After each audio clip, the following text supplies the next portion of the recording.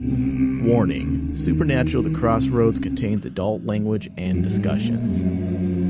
If you're easily offended, do not continue to listen. Oh, Dad. Oh, Dad. Oh, Dad.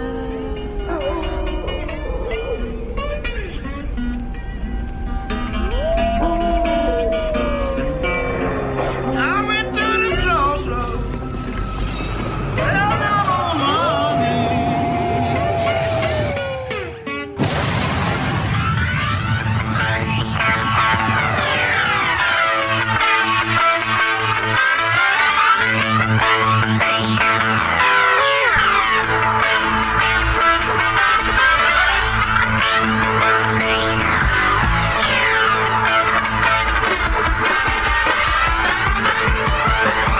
Welcome, everyone, to another episode of Supernatural The Crossroads on Rain Man Digital, Crossroads 003.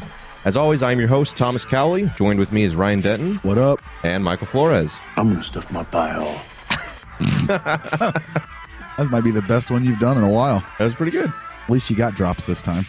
As always, guys, you can listen to us on the Rain Man Digital app, which is available in the Google Play Store. Just search Rain Man Digital. You can find us and all the other shows on the network and listen at your leisure. And if you are, an iTunes or like an Apple user, like 97% of people in the world, you should, we'll get that app up for you sometime in the next millennium. I'm not sure when, but eventually. Eventually, right? Yeah, I mean, Thomas, you have a Google phone, right? I do, which is why I get to enjoy the app. Wow. And I don't have problems with my phone. I don't have problems with my phone either. It's weird. Yeah. Today, guys, we were talking about Season 10, Episode 20, Angel Heart, which essentially brings Cass's story a little bit to a close. Yeah, for this season. His family. Right. But we will get into that. But just in case you guys missed it, we did do a separate little mini Crossroads episode where we interviewed Osric Chow, a.k.a. the Prophet Kevin. And that was actually a lot of fun. You can get that on... That was a good one, yeah. Yeah, thank you. You can get that... I'm in pain, Ryan. So, I snapped myself in half basically midway through the week. Well, I mean, So did you snap yourself in half doing something fun, or did you snap yourself in half being an old man? Being an old man is actually how it happened. I mean, 24 years old is really old. That's when everything starts going downhill, right? I think what happened was after the Ostrich interview, we decided to start wrestling. Apparently the cast of Supernatural. Oh, yeah, that's right. Yeah. That was it. Yeah. So I guess obviously I must have kicked Thomas's ass. But we took it up an ante, Crossroads style. We all got naked and greased ourselves out. Human Centipede, then. Yeah. Oh, wait, no. I'm the lead of the Human Centipede. Then it goes Thomas. Then it goes Mike. That's not fair. Yeah, why not? I mean, Jesus, isn't that how it works? I thought that's how it works, but maybe I was getting the... I think you watched a different movie. Oh, what, you were in that movie? That's gross. Anyway, Jesus Christ. That was a good start. But you guys can check out that interview separately from the regular episode if you missed it. That came out on Friday. Was that right? Friday. Yeah, this past Friday. Okay.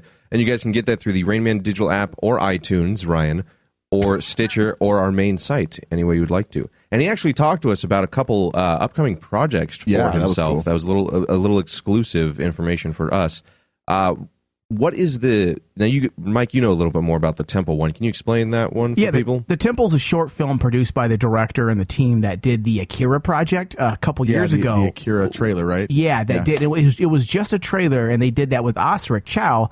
And now the same team's coming together, and they're doing they have already shot a short film that just looks phenomenal. It looks gnarly. I just watched the little teaser trailer for it today. The trailer is actually should be available released today for all to view. Oh, okay. So make sure you go check it out. It reminded me of something very 80s looking, but at the same time very modern, dude. The special effects were pretty well done. Well, if it's the guys that did the Akira thing, Akira's an 80s anime, so I'm sure they're trying to kind of look obviously that route. The director likes that look, that style. Yeah, it's cool, so man. It is pretty damn cool. And I was excited when Ostrich emailed it to us. He's like, "Hey guys, I forgot to even send this to you guys, but do you guys mind promoting this for me? It's really, and he said it's really important to him." Do you mind promoting? I'm like, of course I don't mind promoting, Yeah. man. You were gracious enough to do an interview, sent me an email. He bypassed his PR agent, which I thought was interesting. 'Cause really? I haven't had direct communication with him, so I'm like, oh, look at you. that's kind of cool. Yeah, so... Well, dude, like I say, like, you know, yes, normally when we have someone on, yeah, we don't mind promoting something for you. Thanks for coming on the show. But watching a teaser, dude, I was like, I actually am going to watch this, dude. It looks dope. That's cool. That's cool. And then the other thing he's got going on is a supernatural parody with the girls from the Hillywood show. Is that Yes, is that how it's said? Yep. Yes. Names are my downfall. So Yeah, we know. Yeah, and that parody, we got a little bit more information on that parody was released. I guess the girls from the Hollywood show made a post kind of like just teasing what's going to happen with their parody. And I guess apparently Ostrich and Rob Benedict, who are both supposed to be in this parody, I think everyone just assumed they would be themselves. Yeah. right. They will not be playing themselves. Really? Yeah, so they're going 200 episode style with it. I'm hoping that the girls play them. That would be great. Oh, that'd be interesting. That'd be funny. Have you ever watched any of their parodies? I have not. I haven't seen these. They're pretty funny, dude. Only recently Okay. I've gone back because of the Right, supernatural right. thing, and I've gone back and checked them out. They're talented girls. They're good. Yeah. And they do that all. It's so funny, man, because I've been following them for a while. Like even right before like Twilight came out, and they did the Twilight one. Mm-hmm. They make all the costumes themselves. All the sets are made by them. Wow, that's fantastic. Yeah, it's really cool, man. It's actually a really cool thing that they do. Also, if you guys are interested in seeing that, be on the lookout. The girls will be on our show, the Hillywood Girls. Yes. I don't know if that is the Hillywood Girls. I don't know. What do they go by? Yeah, you can Is say that. The Yeah. Hillywood Girls. Well, Hilly is their last name. Okay, so the Hillywood Girls will be on the show. We're not sure exactly when, but they did reach out to me because they were massive supporters of this past interview with Ostrich. They retweeted it, tweeted it multiple times. So Thank you very I'll make much. sure that my Yeah. voice sounds really good for that one. Yeah, so big thanks to them for doing that. And of course, go check them out. But they will be on the show. I don't know exactly when we're working out the details, but they'll be on to talk about the parody, which I think will be fun for That'll the be fun. fans. That'll because be real fun. us Supernatural fans will grasp at anything. I want to know what song they're Supernatural doing related. because they pick like a specific like new song and they put that in the parody. So basically, Thomas, the way Yeah, they explain this a little bit to me. okay, 'cause so I'm what unaware. they do is they take a song and that adapts to like what they're parodying, and then they basically do like a music video. Okay. But it's a parody of whatever they're so like Supernatural or Walking Dead, and they pick a song that revolves around the show, and then they basically lip sync the song. They're really Okay. funny, man. Some of them are really really funny. So I'm interested. I mean, it's probably going to be Carrie on My Wayward Son. I mean, you would That think, seems right? like the easiest. Right. But you never know. I mean, It could be something else. They might flip it. They might flip the script. I mean, we could do some. I mean, it could be Taylor Swift. Yeah. Could be some Shake It Inspired Off. by your video. Dude, my video inspires many. Okay, Thomas, don't be jealous that because you're forgettable. Oh. Oh, shots fired. Well, at least I'm not known as Princess Leia, so that's cool. To get that reference, if you don't, check out our Facebook page. Ouch. I mean, I do have nice tits, though. You do. You do. I mean, let's be honest. Also, guys, for this week's, we have this regular show that we're doing, but we also will have, much like with Ostrich Chow's interview, a small mini episode in which we spoke to director Guy Normanby, and that was a lot of fun. We learned a lot of insight I was from him. really bummed Yeah, that Ryan I wasn't able to attend that one. These whole last 2 weeks, you've been like in a. If you just went based on listening to the show, you've been bouncing in and out of the universe. I really have, dude. Because you're It's- here for part, I you're gone know. for this, you're in I for an know, intro, man. you're out for Well, that. dude, like honestly, I'll be honest. Like the reason I wasn't gonna, I didn't come to the interview Is you're hungover. No, actually, I mean, you know me, I don't drink, so I just was. It was very some personal stuff, and I would have been angry, and I didn't want to be angry in an interview, especially with someone who I actually wanted to talk to, and be and You just didn't want to just be an I just- outrageous well, ass. Yeah, I didn't want to be an asshole, so I kind of stepped out. I hope it's good. I haven't listened to it yet, but I hope the interview's good. I mean, we like guys. You feeling okay? No, not at all. Well, we always, we talk about his writing, so I'm kind of interested to hear what you guys talked about, to be honest. So, Yeah. Yeah. Well, he's not a writer, so. or I'm sorry, direct. I mean, his writing on the notes he takes for his directing, Right. Yeah, his is what I meant to storyboarding. say. His storyboarding, I would like to see. I do want to say that it's my personal favorite interview we've done. Really, It's not filled with fun-loving, like hearty laughs like we do with a lot of ours. Yeah. but it is straight to the Good point. Insider information on directing. Really? The We set could of have talked to Supernatural. him for another How couple long hours. did you guys go? It was a little slightly over an hour, I think. Okay. Maybe 55 minutes, maybe Something like 57 that. minutes, maybe slightly under. Were you But- just sitting over there just fapping like crazy the dude, whole time, this is what I love. I love the inside stuff, the technical stuff. And yeah, Thomas and I could easily have sat there for another 2.5 hour, hours. 2 hours. Really? Yeah. Oh yeah. We didn't even touch the tip of the iceberg of our. What did we did? Maybe a quarter of our show notes. We cut out most of them because we just kept talking to him about stuff he would Here's then bring up. Yeah. The real question.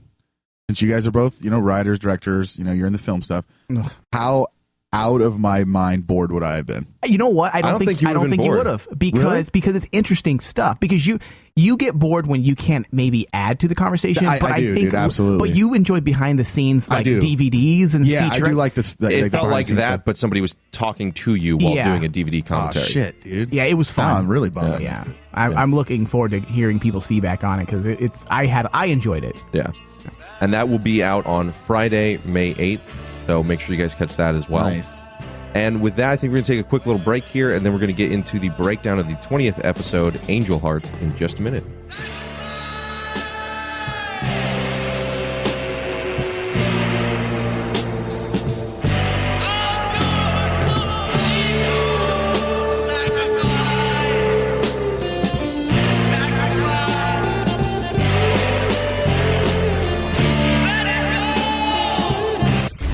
My name is Jimmy Novak. God has chosen me for a higher purpose. You can never be with your family. Castiel, promise my family will be okay and I'll do it. Daddy? I am not your father. Castiel, you took everything from me. Who is this girl? Claire Novak. Claire's troubled. She needs a father. She's got issues. Because of me. First, I was my first dad.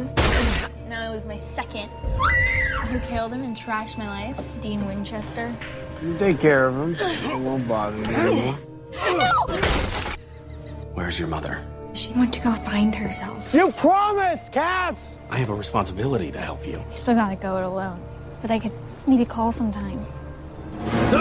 No. Dean's in trouble. He's not getting better. Mother says the mark is just a curse. Be removed. If there's a cure, we'll do it and deal with the consequences later. I can't lose you. Give me fuel, give me fire, give me that which I desire.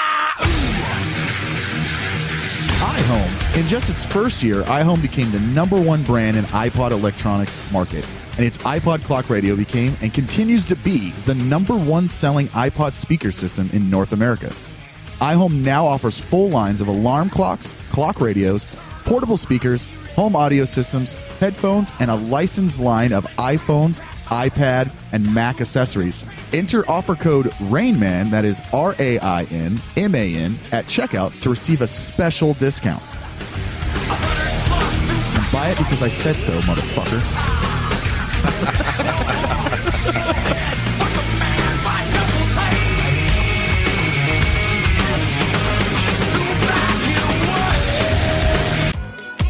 All you Android phone users out there now have a reason to rejoice. The new Rain Man digital app is now available in the Google Play Store. Simply search Rain Man Digital and download the app today for free. And now you can take the entire Rain Man Digital Network anywhere you go.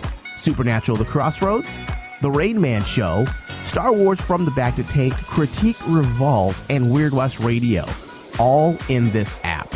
Also, we have our two 24-hour radio channels, RM001 and Crossroads 003, also included in the app. So when we broadcast live, you can now listen to our live broadcast directly from this app.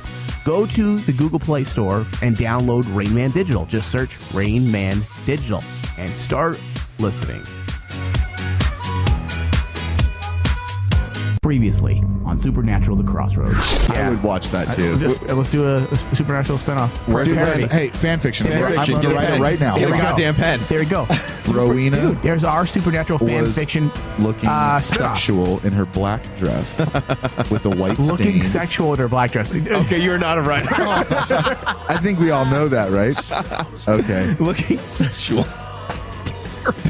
Rowena took his purple-headed warrior. Okay, I think we're done there. That'll end the douche segment with a resounding ew from the... Dude, don't act like you are not impressed. I'm not impressed. Terrible. Probably the worst writing.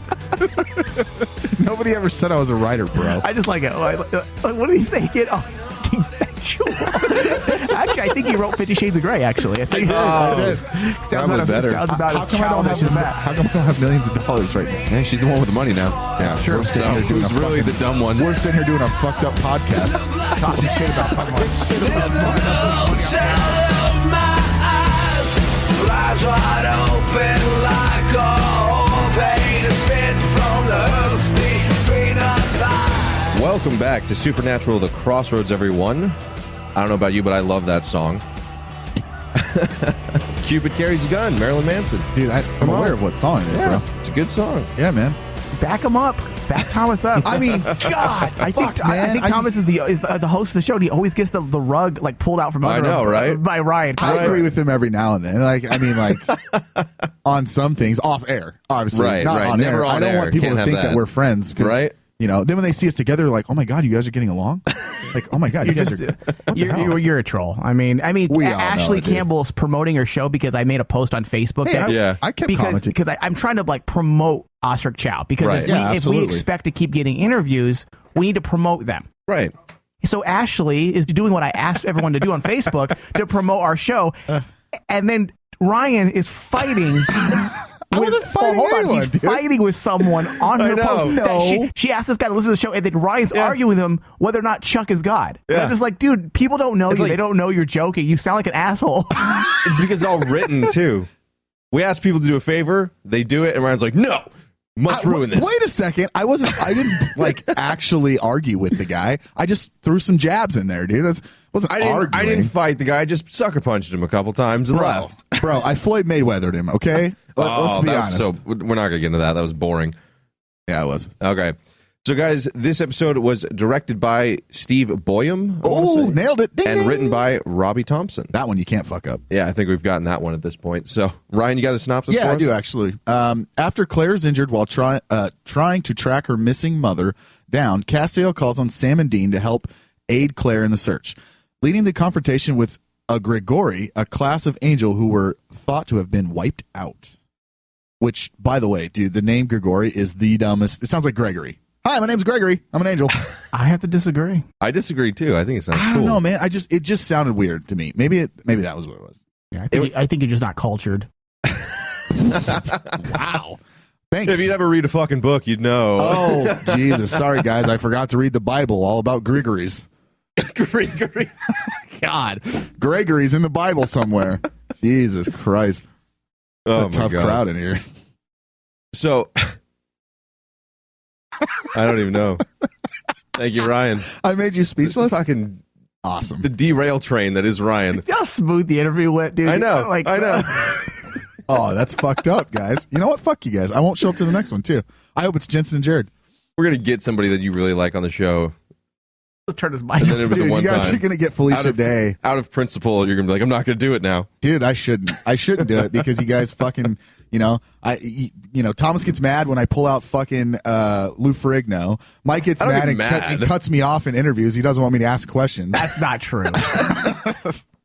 Anyways. All right, so we start this episode with realizing that Amelia Novak is still alive, and she hasn't completely lost her mind like Claire thought she had and just up and abandoned her. Although I will say that little intro, realizing how terrifying was that to you guys, if you really think about it. Spending 2 years just reliving this nightmare. In like basically in a loop. In a loop, a coma. I mean, theoretically, you'd never know that it's been that long, and Right. you only remember the segment for a minute. But even that, it is That's still terrifying. terrifying. It was terrifying, but she ended up taking it very well. Well, it was very You Matrix, took that a lot dude. better than I You'd would think have. your Like mind 2 would have years. snapped at that point. Well, no, even when she found out that she had been when there, she woke up, and she was yeah. like, She was like, "Meh." whatever. Yeah, like 2 years. Jesus Dude, Christ! It reminded me. It was I'd cry. a very Matrix shit. moment, dude. Like where she's like stuck in that loop or whatever. Yeah. And dude, for me, if I'd have found out that the last 2 years I was basically stuck in like limbo, Dude, I would be like, what the fuck? That's psychological horror level ramifications. Yeah. Level that 10. Well, you never escape. You're trapped in this nightmare for eternity. Like, Yeah. fuck that. Well, Right. and what I got was it's much like heroin, where you're at peace Right. while you're high, and Until then you as you're wake up. coming down, You crash like a the motherfucker. nightmares come because of the withdrawal and you needing it again. So I really like that. I really like. When was the last time you did heroin, Mike? Last Thursday. Yeah. Really? Wow. Yeah. Must have been good shit. It does seem like this entire season has a drug and addiction motif running throughout right? the whole thing. Well, I mean, a lot of the stuff that's going on with the brothers and everything, like even with Dean and the Mark, can be related to drugs. I mean, we've talked about that numerous times. I know. It's just funny. And that's something that Carver has done, I thought, very well this year. And you've been saying that since day one about the Mark being a lot like an addiction. And I think this episode has really just solidified that's definitely a motif, for sure. Yeah. I love that word. Motif. Sounds like a sex move. It does, dude. I don't know what it would entail. I'm like, hold on, turn around, I'm going to do motif real I'm going fast. to motif you. Hold on. Let me get some chocolate syrup and a Colt 45 and I'm going to motif you. You can make it work concept. Slow down, I'm about to motif. Like, Don't move. Yeah. Stop moving. I mean, you could use it almost any way and make it turn, very sexual. Extremely suggestive. sexual. I'm about to motif on your face. Oh, God. Damn the motif. Oh, dude. I'm never going to think of that word the same again.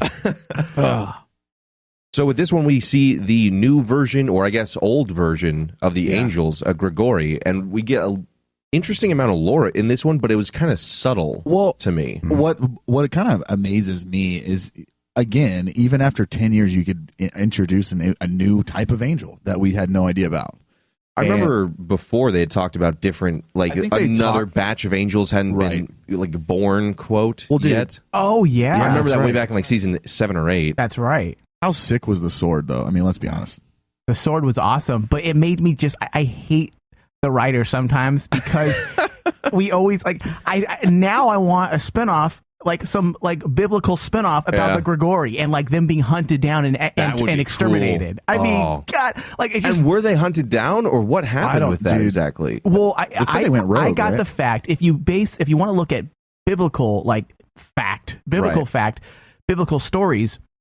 I mean, the Gregory were watchers that went bad. They were angels that came down and lived as man. Yeah, remember we talked about the Dead Sea Scrolls? Yes. Well, they're mentioned in the Dead Sea Scrolls a lot, specifically in the Book of Enoch. That's not considered biblical canon, right? And it talks a lot about the Gregory, the Watchers, and the chieftain demons. They ended up calling them demons, but because technically in the Bible, an angel that falls is a demon. Right. The supernatural has taken liberties with that and changed it around. So these guys are just bad angels in the supernatural world. But in the Book of Enoch, it talks about the 9. I think the 9 or Enoch 10 or Enoch. I think it's Enoch. Well, because it's Enochian. Yeah, but it's Enoch. I think that's his name. Oh, okay, I think that's how you'd pronounce it. I was just curious. Yeah. I don't know. No idea. I'm not a theologian, so I'm not I don't know exactly how to pronounce it. I know one. I can actually find out. Okay. Yeah, dude, tell him, and then. In Bible school, when I was a kid, they pronounced it Enoch. Okay. Okay. Yeah. Well, then that makes sense. So yeah, it was interesting because they talked about the 10. I think the 7 or 10 chieftains. I'm talking from memory here, right. or from that's fine. Some of the 10 chieftains that actually ruled 200 angels that took a form of man to live among the men, and they raised havoc among mankind. They weren't good. They were bad. They were lords over man, and they ended up breeding with the women because they had lust over the human women, and then they bred what we also saw in Supernatural before, called the Nephilim. The Nephilim is the offspring of the Watcher angels and humans. Right. And if you see these stories sound very similar to Greek and Roman mythology. So you can start seeing demigods and stuff like that. Zeus banging everything that moved, including a rock. Dude, that's not a joke. Dude, if you were Zeus, wouldn't you bang a rock? I mean, if you're Zeus, you would motif all over a rock, dude. Right? No? No, I liked that introducing the idea of an older breed of angels, especially when That's very cool. we knew that there was going to be another batch, and I've always wondered, like Gregory's, or what was the actual guy's name? Do you remember? Tamiel, I think. Tamiel. Something like that. He's Sounds saying like a chick's name. how few of them there are now. I'm not 100% sure if he was just saying Gregories who have hidden themselves, right, or angels in general, because between the demons versus angels of seasons 4 and 5, the Civil War and subsequent purge by Castiel in 6 and 7, and the Leviathans eating a couple, and the Civil Wars between 8 through now even, I honestly wonder how many are left. Is it like Earth where there's billions of them? There can't be a ton of... I mean, they all know each other by name. Are you talking about angels in general? Angels in general. How many angels are left? I'm saying I'm not sure whether he was talking Gregories that are hidden, which could be cool, hunting some of them down, or they come back. There can't be a ton of them, though. But at the same time, how many angels are actually left as well? I'm thinking in the millions. I mean, you think in the Bible they talk about myriads. Well, dude, you got to think about how many people die during a day. Like, honestly, yeah, but we're like just rabbits. Mankind alone. Yeah, I mean, if people die, right? But my question think about is, how many. I get you were saying because think about the people who've died in a war. Okay, there you go. Think about one day during World War II on D-Day. Okay, Jesus. All right, now take that at a massive level of a angelic heavenly battle that took place during the supernatural world. Right. Or when was the war? Was it season 7 or season 6? Yeah, when were they fighting each other? 6 and 7, and then again in 9. Okay, so you think about just that. Yeah. How many of them, was it thousands, millions? That's a good question. And that's the thing is, because we know God created the angels. Right. So if he's abandoned them, and we know there's another batch that's like not ready yet, we don't know how they and we still don't know who God is. Yes, we do, but either way, we don't know if that number is limited. That's something I've always wondered as a fan. Is like, how many more of them are there? I mean, if okay, so you think about that, think about regular angels, think about Gregories. There's got to only be like a handful left, right? If you that's go, the way if you go to biblical, they say there's 200. Right. So if they were, it's maybe a handful at the most, has to be 5, 10, maybe. I don't think that's the last we'll see of that particular angel. It could be, but I hope it's not. It depends. I mean, is this why would Carver, if they plan on wrapping the season up next year, I can't see them really delving into it too much more. No. But as Jim Michaels tweeted, which we should have talked, I forgot to talk about this. He did tweet out that he alluded to the fact that season 11 is not the last. Dude, they're going to end it on an even number, I think. Yeah. I could see it going 12 and then sadly I could see it going like 20. Hey, listen, man, as long as they look at this, imagine if the writers were to just say, hey, listen, we're going to take a year off, guys. We're going to come back with a 5-year plan. I'm in. And it's about the Grigori. Okay, something just hardcore, and you just do this massive story like you've never seen before. Kripke meshed with a Carver style with a little bit of Gamble sprinkled on top. Dude, you could easily do it just with this episode alone. Yeah. Myself alone with the Grigori can sit down and probably write a good season just on the Grigori. Dude, my brain, when he was talking to Sam about, and I what's the actual quote, essentially saying that they had to protect the pathetic bottom-feeding disasters. I'm like, that's a Lucifer line. Yeah. His exact mentality of why he thought humans were terrible and had to be purged from the earth, essentially. I loved that idea. And like you just said, coming up with ideas of what you do off the Grigori, I'm like, if they're older angels, they probably have a more mindset in line with Lucifer. Well, I can't imagine Michael's too happy at the humans that are, now that he's in the pit as well. I mean, you have to think, dude, and this is one thing that I love about Supernatural is that it makes you remember or think, not all angels are good, and they haven't been good. I'm just saying, like, there are some that are pure. There's 2 that I can say that were actually genuinely good people. That was Castiel, and now Hannah has kind of changed her entire view on humankind just because of her connection with Castiel. Castiel actually having a human being in her head. Yeah. It's just, for me, I'm always sitting there thinking, in all this popular, pop culture or whatever that we've, angels are always televised as being good or being pure or being, and you just get something like this in Supernatural, and it almost just. Well, that's what you said. That's based on pop culture, right? Not based on actual fact, quote, fact, and lore. It's just fun. Well, but even the angels in general, to me, and I think we've had this discussion, but think about it. The angels were made to be perfect. To me, a bad angel is more evil than a demon. I actually do. I agree you're with a that. Creature that was created perfect. To be perfect. And you still mess that up. And you choose to make evil decisions. Like this guy slitting open a woman's wrist and taking and ingesting her soul. I mean, that is so morbidly wrong from any angle. But let me ask you this, and this I think we've talked about this too, but being naive and being quote unquote perfect and doing something that you see as being 100% okay, does that make you evil, or does that make you... I'll give you an example. Castiel's naiveness almost made him destroy an entire town. Okay, in season 4. Season 4, yeah. That's not him being evil. That's him being naive and looking at humans As in a different numbers. way. Yeah. Right. Now, this guy, 200, Gregorian number, the last man standing, whatever he ends up being, Tamiel is evil because he's not naive. He's world weathered. He's been around mankind for a very long time. Since the beginning. The essence, his whole purpose was to take care of mankind and keep an eye on them. Right. He chooses to come down and take advantage of them. And that's where the line between good and evil comes from. It's the choice you make, you know. I mean, the demons, you could argue that the demons aren't 100% evil because they're humans who are corrupted over their time period in hell. Yeah. I mean, how many choices do you have when your very soul gets destroyed and turned into and warped into something different? You know, it's the choice that you make to do something like Metatron, like Tamiel, you know, like Lucifer. I made this decision to be evil, essentially. And I wanted to get a little bit more information on exactly the level of power he had as Grigori. I mean, obviously he has a sword, and that's been decommissioned as far as heaven goes, because now it's an angel blade, is half the length. Yeah. It's pretty cool. I want that sword, too. I want that sword, dude. It looks so cool. Dude, it was cool. It's not fair that Claire got to keep it, dude. Yeah. You should make because props. she knows what to do with it. If they make a prop, probably going to buy that. I would. Whoa. Yeah. That one I would buy. So wait, you would... Okay, let me...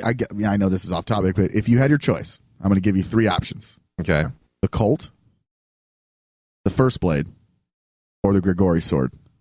That's a hard one. I know exactly. I'd have to go with the Colt. I'm going Colt. First Blade. for Really? Sure. Oh, absolutely. I think I'd go with the Colt Colt. sword blade. Colt. The blade was cool in season 4 and season 5, and then it kind of got overplayed. Are you talking? He's talking the first blade. Oh, the first blade, not the angel Not blade. the Enoch. That's the Enochian blade. Hold on. First blade, bro. I still keep mine. Colt sword blade. Really? Yeah. Because that sword's so You saw the cool. sword once, dude. The first blade's so pretty How cool. big is the first blade? A little longer than a dagger. Is it enough to display on a wall in my studio? Absolutely, yeah. Then possibly that. That Colt we saw at the Phoenix Supernatural Con was pretty cool, though, too. Yeah. But I would put real bullets in it and shoot it. Take this, ghost. Oh, you're a real person? Whoops. Oh, Jesus. Well, guess I'm going to do some time. Looks like there's going to be lots of motifs on my face. No, but I wonder about the Grigori's power, because we see that Castiel could not heal her wounds. Is that due to the blade? Is the blade much more powerful? Is that because it was inflicted by an angel? I'm wondering because it has to do with the soul. And as we always have seen in Supernatural, anything pertaining to the soul is it's tricky. Different. Look at even Death. What Death did with Sam going into the soul was easy for him to pull out, but he couldn't heal it either. Yeah, he couldn't fix it. He couldn't fix it either, and we already know that Death is, I think, at this point, one of the most. I think him and God, I think, are the top two. Yeah. So I think it's the soul. Anything Abaddon? What do they say? Souls are the size of a mini nuke. Yeah. So when you think about it, I mean, the souls are fickle. Where does it go? How do you fix something that's been taken? That's been eaten. You can't replenish a soul. So the guy's just eating the souls throughout the last couple of years. Yeah. You can't really bring that back unless maybe you can make Tamiel become bulimic and you just throw it out. You throw out the souls. That was something else that was interesting, though, was that an angel is actually feeding on somebody. They've never shown a need to eat or drink or anything. I mean, we had the joke with Castiel saying he misses peanut butter and jelly, and all he can taste is molecules, Yeah. Molecules. Is it only the Grigori that needed to feed? Is that just a vindictive thing he's doing? I think it's just a vindictive evil thing. Yeah. I think he got a taste of some soul and said, you know what, this tastes pretty good. Yeah. It's like chicken. Yeah. It's like chicken. Come on, Castiel, you ain't never had some soul? That shit's so good makes you want to smack your mama. Holy shit. Oh, that's pretty good. That'll get cut. Oh, shit. No, I mean, that easily could be just him being vindictive, but if that is lore-based, that could be cool, too. I honestly, my biggest thing is, why switch from sword to the angel blade? Yeah. Or is that just, because they were an elite unit, did they get the, quote, better weapon? Dude, or, I'm just going to throw this out there, or his sword's longer because he's black. Oh.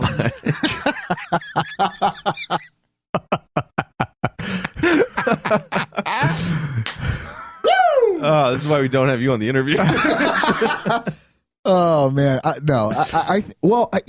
can just see you in an interview. Tell me about your penis.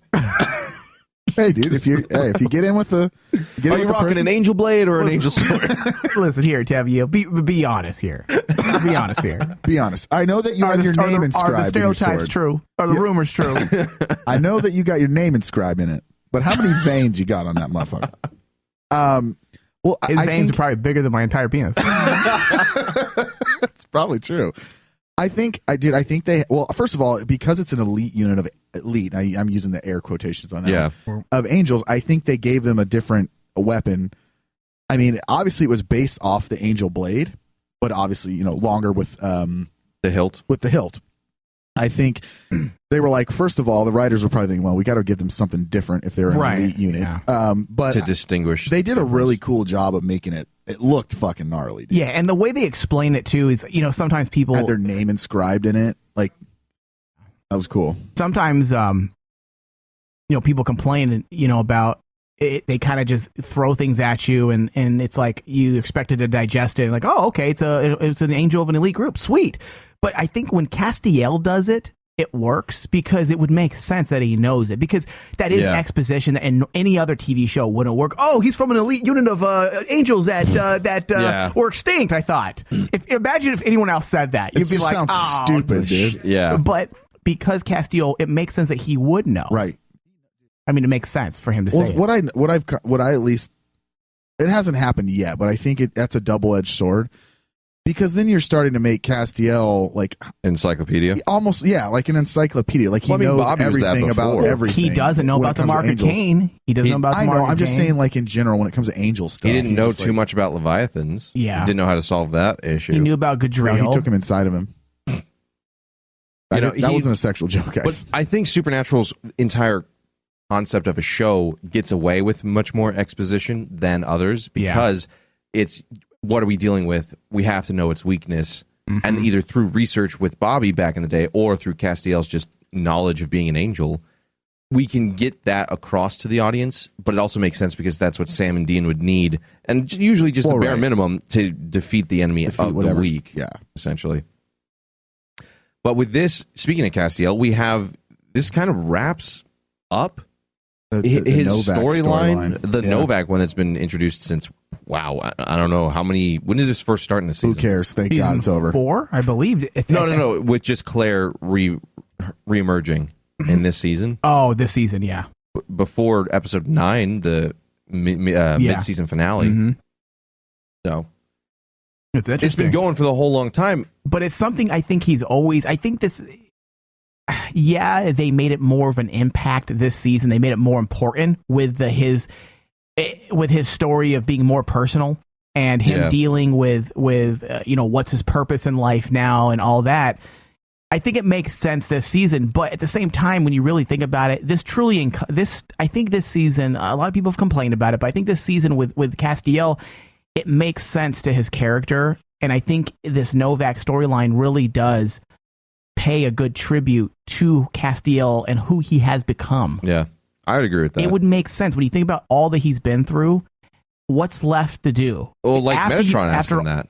Right. Flat out. Well, what is the mission now? Yeah, what is your purpose now? And also, after all the wrongs he's done, whether they were in, I think most of his decisions have been made, with the good best intentions. I think the best laid plans often go awry. That whole thing, though. And what has he done? Next step now is to make amends and go back and look at all the things, the damage he's done. He did it last season a bit with Dean and Sam because of what he did with his abuse of power.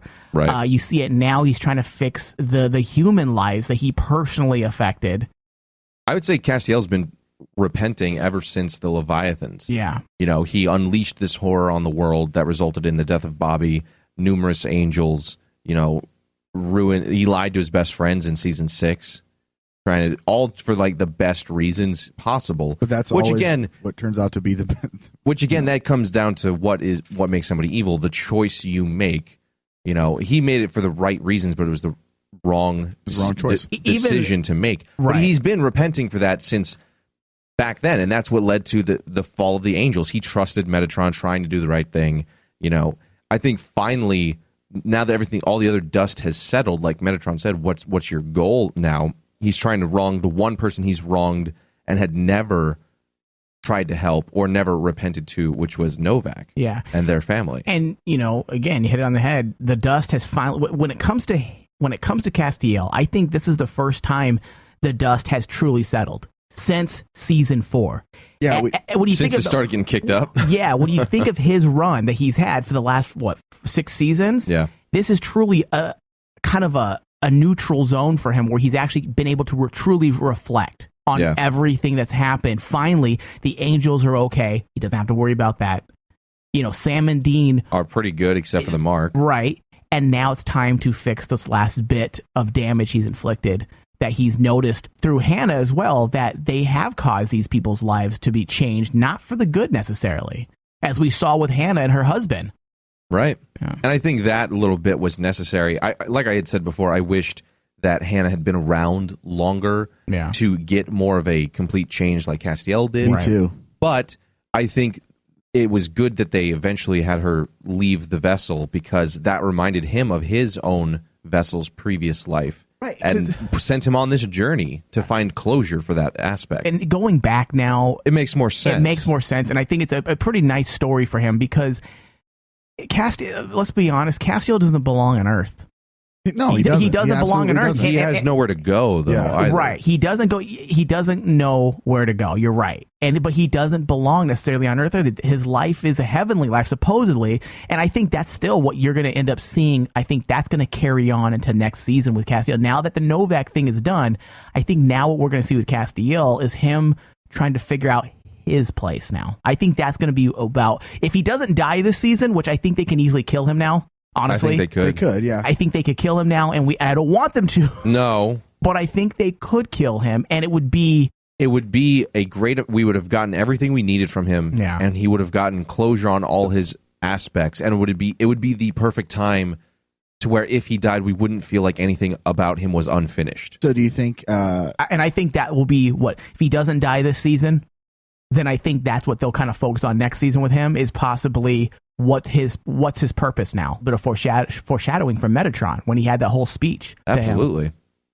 I mean, I'm with you, Mike. I don't want them to kill him off, but I think with them closing up the Novak storyline with him, and like you guys said, that kind of killing off, all the loose ends that he kind of had going on, he could easily get stabbed by Dean with the whole Cain prophecy, like you'll kill the angel, you'll kill your brother. They could very, very much go that route now. And I think you're right. I mean, I don't want them to kill Cass. It was kind of the same thing with Bobby, man. I don't want them to kill Bobby, but I understand why they need to do it. Same thing with Kevin. I didn't want them to kill Kevin, but you get it. But we understand it. Well, yeah, and a proper death scene always works. Like with Bobby's, it was the saving grace of season 7 besides Dick Roman. It's what really kicked it into gear and really brought up the emotional stakes. With season 9, it's what kicked off Dean's entire, I'm going to blame myself mode into getting the mark and accepting something so evil. Yep. So proper death scenes are important, and I think if they do kill Castiel, it needs to be. It's got to be massive. It needs to be story shattering. It needs to affect the storyline forever, dude. And like, I mean, I'm jumping forward, but Sam's comment: death isn't always an end, dude. Like, it's not. I mean, I don't know what would happen to Castiel. With angels, it might be, though. We don't know, though. Where would they go? To heaven part 2. Heaven 2. Heaven subcategory. Heaven part 2. Heaven squared. I mean, it looks like, from what we can tell, humans are the only ones who get another place to go. Monsters used to be humans, or in some cases just are monsters. But monsters get a place to go, too. They had purgatory, but we've seen that if you die in purgatory, you're adiosed. What happens then? Demons get killed. We don't know what happens to them afterwards. Angels get killed. We don't know what happens to them afterwards. Humans are the only ones where it's like, okay, you have one of two options. Heaven or hell, So if he dies, it may be the end, unlike Sam says. Well, maybe. We don't know. But I think a lot of the... Do you think there was anything more meant by that? from the writers? Are they telling us something? Death is not the end. Yeah. Do you think it was just a way to like kind of console Claire? And I think it's a way to console, and I think it's well, no, not necessarily. Dude. I don't really think, know. No, because again. What are your thoughts, Ryan? Well, I look at it this way. Like, look at the end when Amelia died, and she went to her version of heaven with Jimmy Novak. Now, was it her vision of heaven? I think they got to share heaven. Yeah. That's what I thought too. Well, here's the thing. So you see that scene. Now, what happens at the end of the series if Sam and Dean both die, and they go to their version of heaven together, and they end up in God knows, who knows, a hotel room with their dad. Like that's their heaven or whatever. Just the same thing. Just do the same thing and hang out with their dad all day, all the time. So I look at it that way, dude. Like maybe that's a little foreshadowing. But I get that with humans, but with angels, is that is there an afterwards to talk to them? An after for them? Bobby is a good example. I mean, we saw he died, became a ghost, then passed on as a ghost, and still made it to, frankly, both heaven and hell. Right. But as an angel, is there an end of the line? And I think you can never really answer that question. I don't think I don't think they'll ever show us anything like that. Yeah, because that's one you kind of just want to leave up to someone's interpretation. Yeah, I think. I'm sorry. What part was? Well, we're talking about like if you die as an angel, do you have another place you go, or what happens to you? You know what? I almost don't want there to be, for one reason. I don't either. It takes away from God's gift to humankind. Yeah. And which leads to the entire jealousy of the angels towards mankind. Yeah. Like he treats them so differently. Even when they die, they don't die. What makes them so special that they get a second chance? Yeah. But you afterlife. have to remember the angels were human at one point. So angels were? No, they weren't. No, they weren't. The demons. Oh, I'm demons. Sorry, yeah. demons. Yeah. Sorry. What show are you watching? It's a new show I just came up with in my head called Motif. The intro goes. Yeah, it's just an explosion. Supernatural explosion. Like season 7, the black goo, but it's not black. At the bottom, it's a tip. And it's just an explosion out of the tip. Oh my God, it's silhouette. Yeah. Jesus. You see a little indentation where the hole is. My God.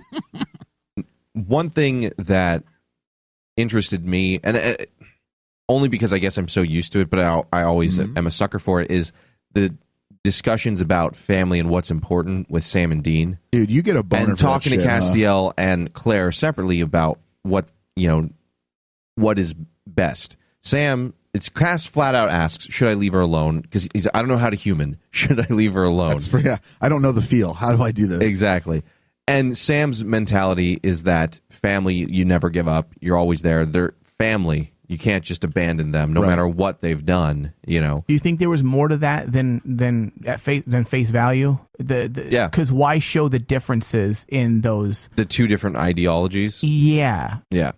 Because Dean, talking to Claire, says that she might be stronger on. Was he talking to Claire at that point, or was he talking to Castiel? He was talking to Cass. Because Castiel asked them both for advice, right? And they both gave very different advice. Yeah. Sam was, dude, never give up.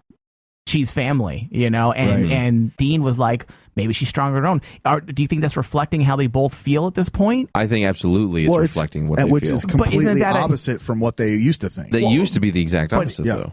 But what about last episode, the previous episode where Dean's like, okay, we're stronger together. So do you think that he's just playing the part that Sam wants him to play, like agreeing that they're stronger together? I think like an older brother, he's trying to protect Sam. Yeah. And that's where most of his motivation comes from. He says we're stronger together because he doesn't want Sam running off like an idiot doing stupid stuff. But at the same time, he feels like if he, like a wounded dog, just went into the woods and died alone. Another wounded dog it would for be Sam. better than having his brother die alongside him. He'd rather take that burden on himself, which is, like Ryan said, completely different than where they were in season 1, where Sam was like, I don't want anything Sam to do was in with that you. position. He's like, I'll take over Lucifer. I'll, be the one to suffer. I'll jump into the pit myself. You guys go live. And Dean was the one who was saying, we're family. We never give up. One of my favorite lines from the season finale of season 5 was like, I'm not going to let him die alone. Yeah. Complete 180 now. Dude, I'm telling you, man. And I think part of that is due to his experiences with the Mark. Yeah. But part of me wonders if that is his influence, him being influenced by the Mark. Also, I think, also another thing, if we going with what you're saying as well, is if that is the case, that he's stronger alone. I don't necessarily mean it's strong. Maybe you're stronger, but I do agree with the fact that possibly you could do a lot more without having baggage. No, I mean, a lot of shows and a lot of storylines have done that same concept, though, that the villain by himself with no one to drag him down and no emotional baggage claims he's the stronger of the two between him and the protagonist. Meanwhile, the protagonist being, quote, weakened by his love for other people, family members, friends, loved ones, that in turn ends up being the thing that allows him to overcome.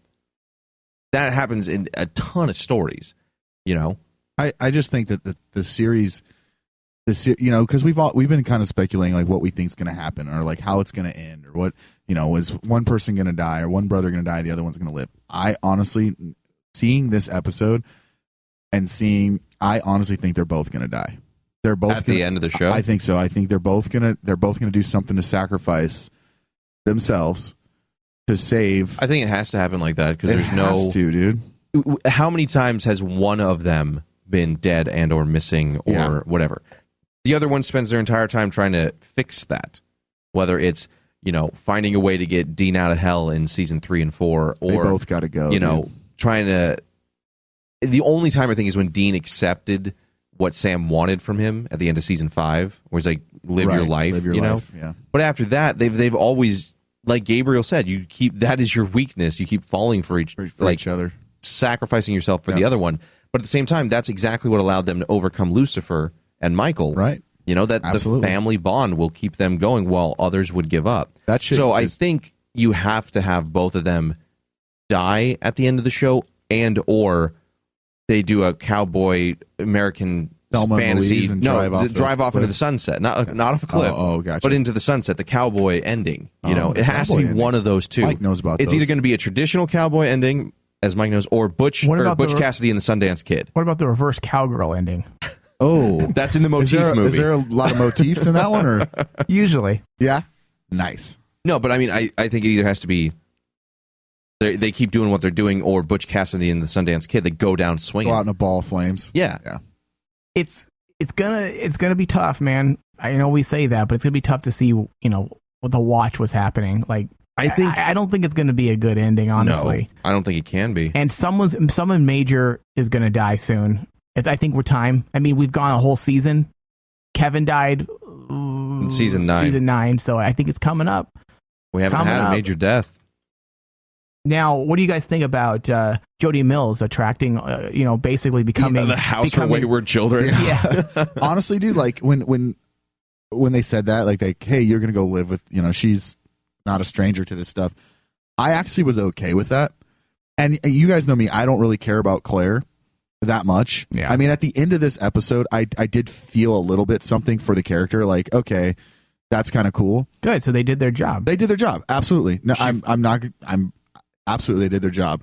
I think with her going to live with Jodie Mills, I actually thought that was kind of cool, because you're not actually getting rid of that character per se, and it makes you feel you never have to go back to her. Yeah, and you feel like she's going to be okay. She'll be fine. Yeah. But then it leaves the opportunity to go back to her if you wanted to. Right. So I actually was okay with it. I thought it was good. Again, going back to spinoffs, it starts making me think not of a Jodie Mills spinoff, but it starts making me wonder. We're slowly getting, and it's not covert. It's very overt. The writers are really are putting together. Think about it. They're really putting together a group of people. First, for the last 7 years, they've killed off people. Now it seems like since maybe season 9, they're starting to build up people a lot more. You have Felicia Day, you got Jodie Mills, you got Buckmaster, Travis. You got Travis Aaron Wade. You have the girl who was the vampire temptress. That Jodie Mills is taking care of now. She's taking care of. Right. Yeah, the succubus. The woman. No, not the succubus. She's the the vampire bait. The vampire bait. Yeah.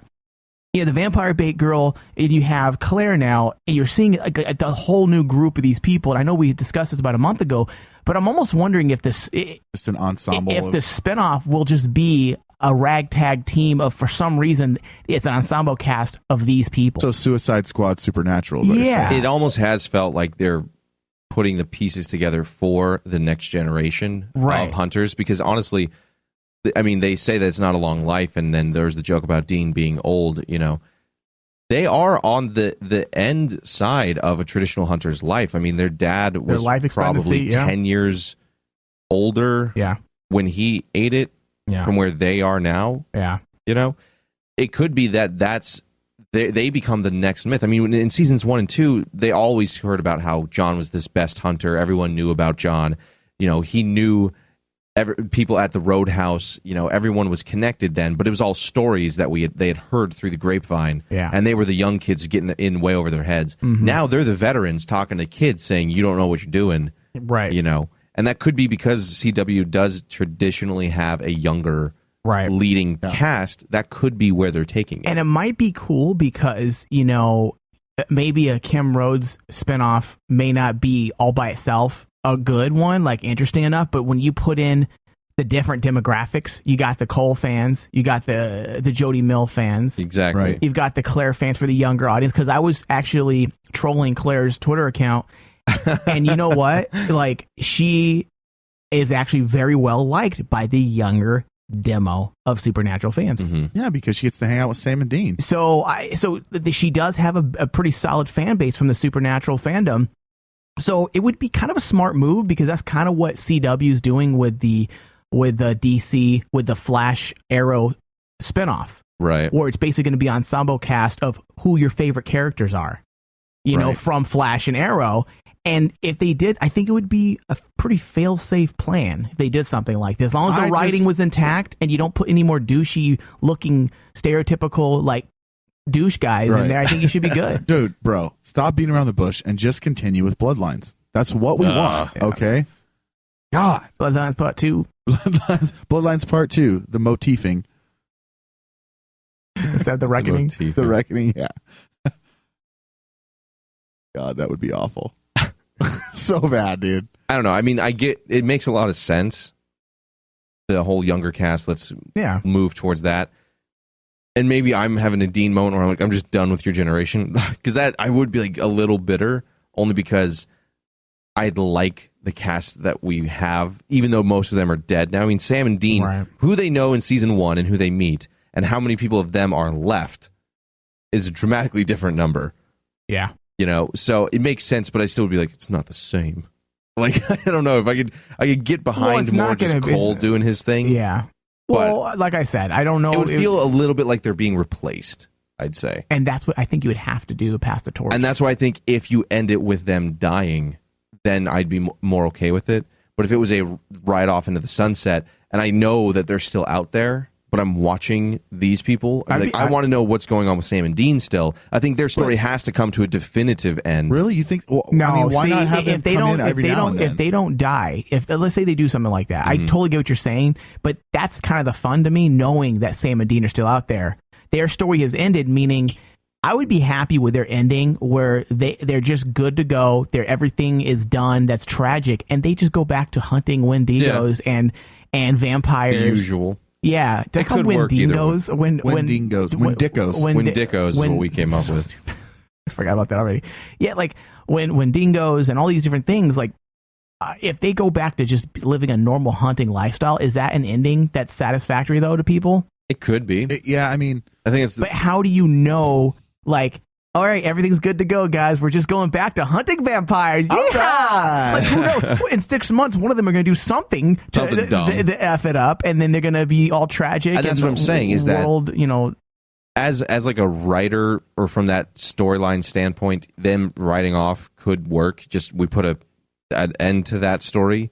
You know, they lived their days doing the usual until they died, essentially. But I think because the fan base is so ravenous and we only care about them, really, it has to have a definitive end, whether it's they die and go to heaven or they just get out of the life entirely, you know. And they haven't set up like Lisa set up where they could get out of the life and we could accept that, like they had in season 5.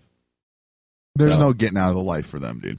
And like Dean said it how many times this season, since season 8, how many times has he said, I'm going to die swinging with a gun in my hand, you know? They said that at least 5 times. The way they end the series is going to be very difficult because, I mean, for many reasons, because if they kill him, I think killing would be a good way to go, honestly. At least one of them. End it tragic. Give us a good tragic ending. It'd be depressing, sad, we cry, yada, yada, yada.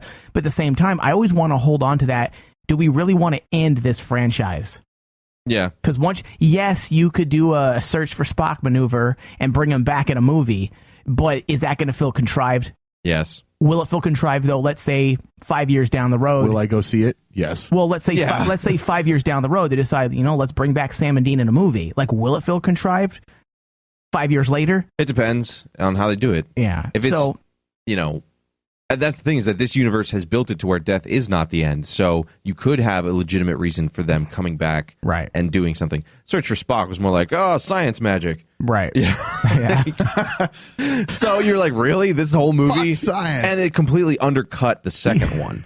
So, this is a universe in which death is a stepping stone towards another part. Yeah. So. I mean, because I'm still crossing my fingers for a movie. Yeah. I am too, dude. I'm actually on the same X-Files page with you setup. there, dude. What if it's like X-Files? They have a long run, take a break, do a movie, come back with another show. Who says Supernatural needs to do a show every season? Also true. Jared wants time off from his kids. Okay, dude, fine. Shoot 5 months for a movie. Take time off for your kids. Take 2 years off. Come back Jack Bauer style and do another 24 season. Sherlock's doing that. That's a lot of shows are doing that, Ned. You see, taking a year off. X-Files is coming back for 6 episodes? Something like that, yeah. They're coming back for 6 episodes. I would be happy them ending the show so that they can go do their personal life. Do like a cool short order TV series. Maybe 10, 12 episodes. Hour and a half episodes. And then do like a movie. I mean, that would be sweet. I'd be fine with that. I understand they need to move on. Yeah. So move on in the show, but this franchise is so mega. I think it would be a horrible idea to end the franchise. How could you possibly end? I can't quite put my fingers on a franchise that's this loyal when it comes to fan base. Yeah. There is no fan. When they're paying $900 for gold packages, dude, at Creation Entertainment. I mean, we've said this time and time again. Star Wars is a huge franchise, huge fan base, but I'm a Star Wars fan, but they're jaded, and a lot of them are pieces of shit. Dude, I hate them. They're asshole fans. I love Star Wars too, but the fan base there is toxic. Yeah, and Supernatural's not like that, dude. No, not even close. No, Supernatural has its issues, and they've some of them fight with each other over some petty shit, but for the most part, it's fucking loyal to at least the show. You know what I mean? I may dislike you, but we all love the show. Yeah. Right. Yeah. Whereas Star Wars is factions upon factions of hate and hate and discontent. Yeah. And just lots of back acne. I got no grass on the infield, and a girl's gonna die. That's a good draw. That's perfect. Good Lord. Oh, man. Now, did you guys have any specific visual effects or shots that we liked in this episode? Because frankly, I'm going to be completely honest, I didn't have any that really stuck out. There wasn't much that stuck out to me either. Nothing like the last couple episodes. No, definitely not. But I did enjoy the I liked the shot of Tamiel ingesting the souls, taking the souls cool. in. Yeah. That was cool. I've always liked the luminescence of the soul and how it looks. The bluish hue to it. The bluish purple. And I thought that scene was really cool. And also when Cassiel was actually trying to heal. And nothing was happening. When he was trying to heal, just the glow in the hands. In fact, I think I have an image here. Let me see if I can find it real fast.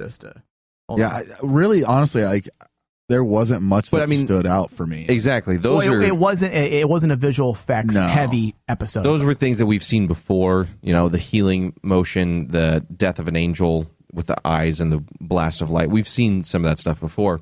But I do want to say that who's the cinematographer? Serge? Is that who Guy B said? Yeah, Serge. Serge.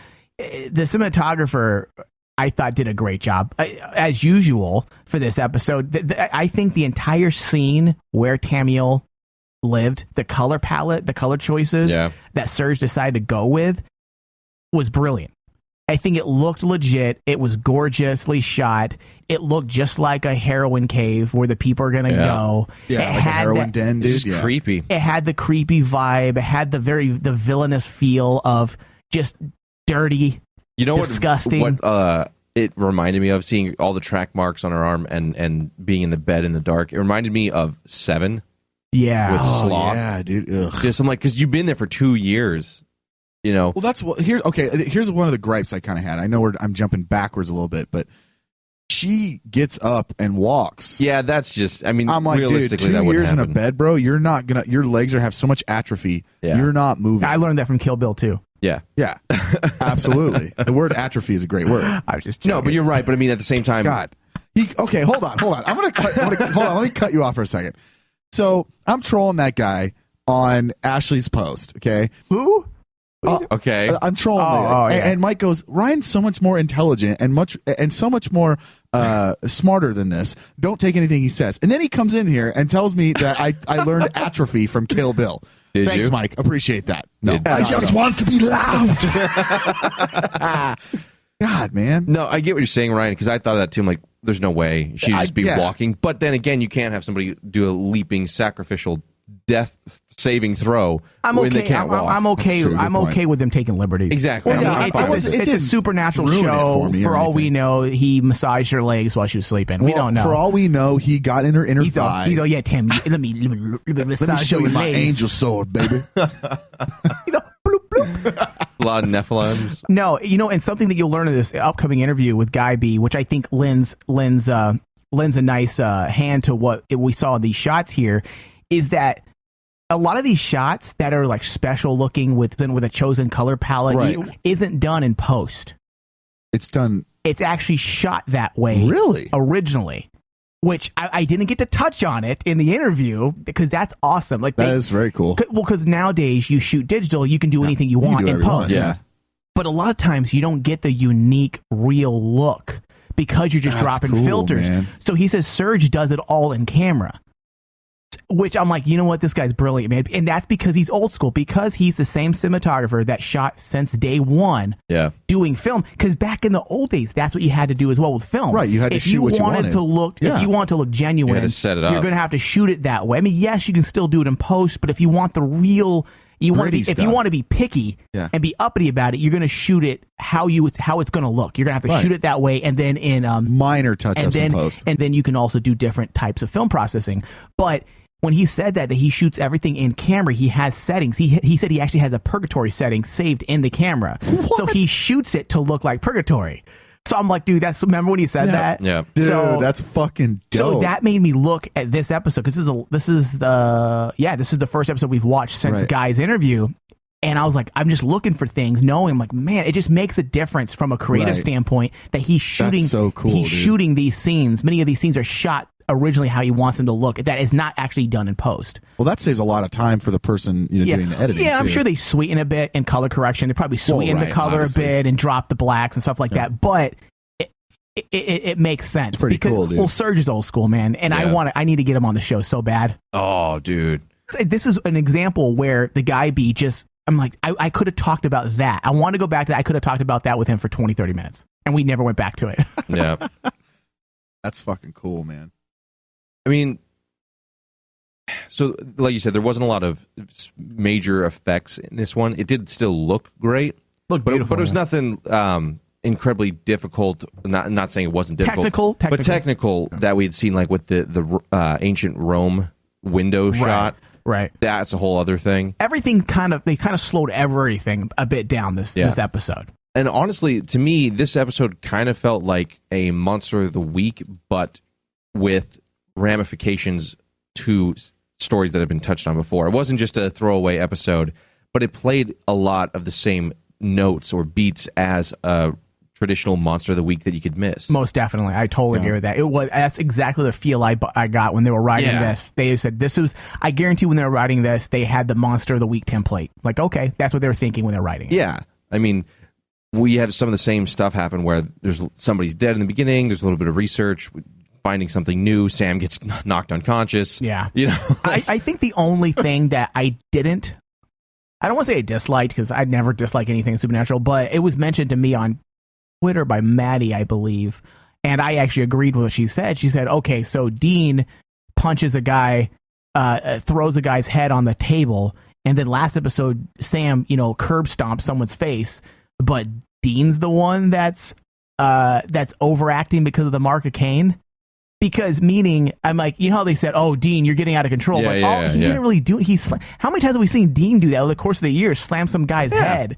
on the counter. I didn't really buy it that Dean was flat out, stabbed him afterwards. Right, or he pulled a knife out and cut, and started cutting him and being vindictive about it. Did you feel that was a little bit? I felt like that was contrived. Yeah, or you could also look at it as perhaps maybe Sam and Dean are just trying to handle Dean with kid gloves.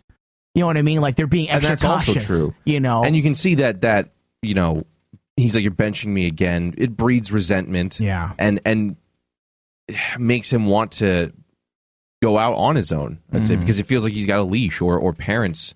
And he's a grown man at that point. Right. He's tired of that crap. Right. I thought that was so funny though when I liked the Claire and Dean chemistry this episode. I really did like how they played it. Just the fact when Dean or Castiel's he's all, you're not coming to Claire, and then Dean's all, yes, you're not coming, and Dean and Castiel's all, going and Castiel's all, no, Castiel's all, no, you're not going to. Yeah. Dean's face was priceless. Yeah, I liked it. It was good. There's some good funny moments. There's some good, and like the traditional Monster of the Week, that's the same kind of thing. Yeah. But I did feel like that saying, "Oh, he's not ready. He's getting more violent." I'm like, there was I felt like it was like trying to remind us without really showing us. Exactly, and I think they could have played that differently. It's a PG version of Dean. I think we deserve a PG-13, PG-15 Dean at this point, and I think we'd be okay with it. Like, I would have liked it. What if he, like, when he, boom, did something like that, maybe broke his eye socket, maybe his nose is bashed. It would have been black eye, something. Yeah, then he looked fine after the two. Yeah, he banged him head on the table like twice. Come on. Maybe, the guy was blind, so he poked his eyes out, like, you're blind again, motherfucker. Like, something like that. Wow, then you're like, Jesus Christ, all right, Dean's gotten worse. Yeah, do a Game of Thrones maneuver like the mountain. Just stab his eyeballs in. Yeah, sex with Cersei. Oh, I would do that. No, I agree. I mean, I felt like that was just a... Call me Jamie. Hey, remember... Jesus. Call me Jamie. Call me brother. You're my sister. You're my sister. Say, oh, brother, afterwards. Oh, my Lord. No, I mean, I agreed. I felt like that was just a, hey, reminder, he's getting worse. We haven't shown you it, but he has. And that's probably my only issue I've had over the course of the last couple episodes, is I would have liked... Dean did kill Cain. I want to see him struggle a bit. It's supposed to be this monumental curse. At this point. Yeah, so do I. Yeah, I do. So he killed Cain, but like, it's supposed to be monumental, right? I want to see it. I mean, yes, Dean's a strong individual, but I really want to see it. Like, I want to see him struggling with this. I mean, he doesn't even have the first play. Shouldn't he be fiending for that? Yeah, you'd think so. I would be, dude. But it's not. It doesn't ruin it for me. But those are just my own little things. I'd like to see as a fan a little bit more. So I mean. And that's, I guess, my biggest gripe about this episode is that you take out the Claire Jimmy Novak thing and just introduce the Grigori. That's no different than an episode from season 1 or 2 where you just introduce a new monster, you save somebody, and you move on. Right, but it also helps to tie in the whole story with Novak. I mean, I think. No, that's what I'm saying. Like, if it didn't have that part. Oh, right, yeah. Then this would just be no different than season I guess that's true. 1, 2, 3. Yeah, it's a Monster of the Week episode that... So I will say that is the only reason why it was dragged, why this episode was a little less impressive to me than the previous couple, like the Werther Project and the Book of the Damned, because that introduced a whole bunch of lore but moved things forward. And I really didn't expect to have this type of, like you said, a template Monster of the Week episode this late in the season. I get that it probably fit the best to bring Castiel's redemption to an end, but I guess I would say I still would have liked something a little more dynamic or engaging than, what we're used to seeing. So that's my 2 cents on that one. I don't know. What do you guys think? Was that your final thoughts? No. Yeah, go on. Yeah. If you guys are ready for final thoughts, we can jump in. No, absolutely. I actually agree with everything you said. Yeah. So let's just jump into final thoughts then. I guess. I mean, I guess I'm going first. Well, I'll just give my grade since I've pretty much said. You did pretty much say, yeah. I mean, I love that we brought Castiel's bit to an end and then it fit. That part didn't feel forced. I loved hearing about the Grigori. That was cool. Although I do really hope there's more to that. But I also understand if there isn't. But at the same time, just to introduce a new sect of angel for a one-off, you could have had like almost any other villain or monster You almost could have had the Jinn. The Jinn in season 2. Almost the same thing, yeah. Exactly my thoughts. We could have had that for this episode.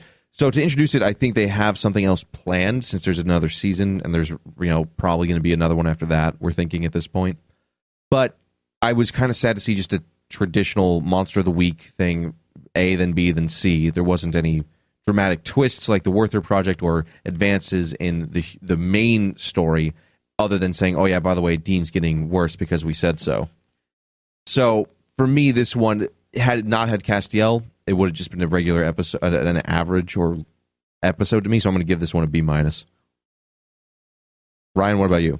I've televised that my feelings for Claire, I don't really particularly care for the character, but I did like that at the end of this episode I actually did feel a little something for the character, especially she's a shit life, that's for sure. Oh yeah, shit life. I definitely did feel something for her mother. The scene at the end where she sees Jimmy in heaven was very cool. It was cool. Yeah, there were some feels there. As far as the episode goes, I'm kind of with you on the same page, Thomas. I mean, it was you remove the Novak storyline and there's really nothing there but just a Monster of the Week episode, albeit a very cool Monster of the Week. Yeah. That I'm like you. I hope there's more too. I feel like it didn't hit me. Like the last couple episodes. The last couple episodes have been just phenomenal. Right. So for me, I'm really hovering between like a C+ and a B-. Yeah. I'm kind of right in between there. I think the whole bringing Castiel's story to an end is what pushed it to B- for me. I think that's kind of where I'll be at. Too. I think now that it's just bringing that storyline to an end. Now, what do we do with Castiel? Is kind of like vexing me a little bit. I think that's the wind up to the whole season finale. So I don't know. I guess with the storyline, I'd have to give it a B-. I'm kind of on the same page with you. All right, Mike. What about you? I'm gonna give this episode a B. All right, then that's all we got for Mike. You know what? I'm gonna give it a B+, and the reason why is because it was an important episode for the entire package of Supernatural. If this had nothing to do with Castiel, it would probably be a C episode and not because of bad writing, just because it's something we've seen. Just because it's something we've seen. We've seen this type of story, a typical Monster of the Week template. However, because it involved Castiel and encompassed much of what he's become as a man. And I'm going to call him a man because I think he's more human than Angel at this point. Much more I would human. say so, yeah. And it truly shows, much like Mark Sheppard, as I said before, Mark Sheppard and Castiel are two secondary characters that I think are some of the best fleshed out characters we've seen in the past. I think Mark Sheppard's a bit more pronounced over the past couple years. Yeah. But Misha was kind of stutter stepping through the last few years, but I think this season really turned it up a notch with his storyline, and it gave people, the Castiel fans out there, I think it gave them their due, and it gave them what they wanted, something more personal from Castiel that didn't just involve Dean, because that's something that's a note that's been played before, right? And yes, we all love Castiel and Dean's relationship, and it's a great relationship. It was, but we've seen it before, and it's still there. But Castiel has evolved as a person. And I think this season has really played on real life issues. Yeah. In many ways, you take away the angelic issue, the angelic, moments. You have and you just pseudo father trying to connect with his daughter who's troubled. Right. A lot of people can relate to that. Exactly. And I think that's why a lot of young girls are connecting with Claire's character. Because this is something that's very common, a young girl growing up on her own. She doesn't have her mother strung out on drugs or her father or a missing father. She's forced to raise herself. I thought this episode really played true on many real life issues. And it's a good example of the season as a whole. Right. Yeah, absolutely. I would agree inner with that. Demons problem. Yes. And that's what the season's been. The inner demon, Dean fighting with the mark, and it just the addiction thing that we keep coming back to. I mean, I know we keep saying it, but that addiction thing is very much played off on a lot of these episodes and a lot of issues we've come across. So, and I think that's an example of how good writing and personal stories with characters can keep a show going. Right. When you don't have the big it doesn't need to be big apocalyptic world-ending scale necessarily to keep viewers engaged. Yeah. You just have to know your audience and give them something that they can relate to on a human level. Yeah. And that's what this season has done. Mm-hmm. So, with that, guys, that wraps up our thoughts on the episode Angel Heart. So we're going to take a quick break here and get into the upcoming episode, one of the last few for Season 10, Dark Dynasty.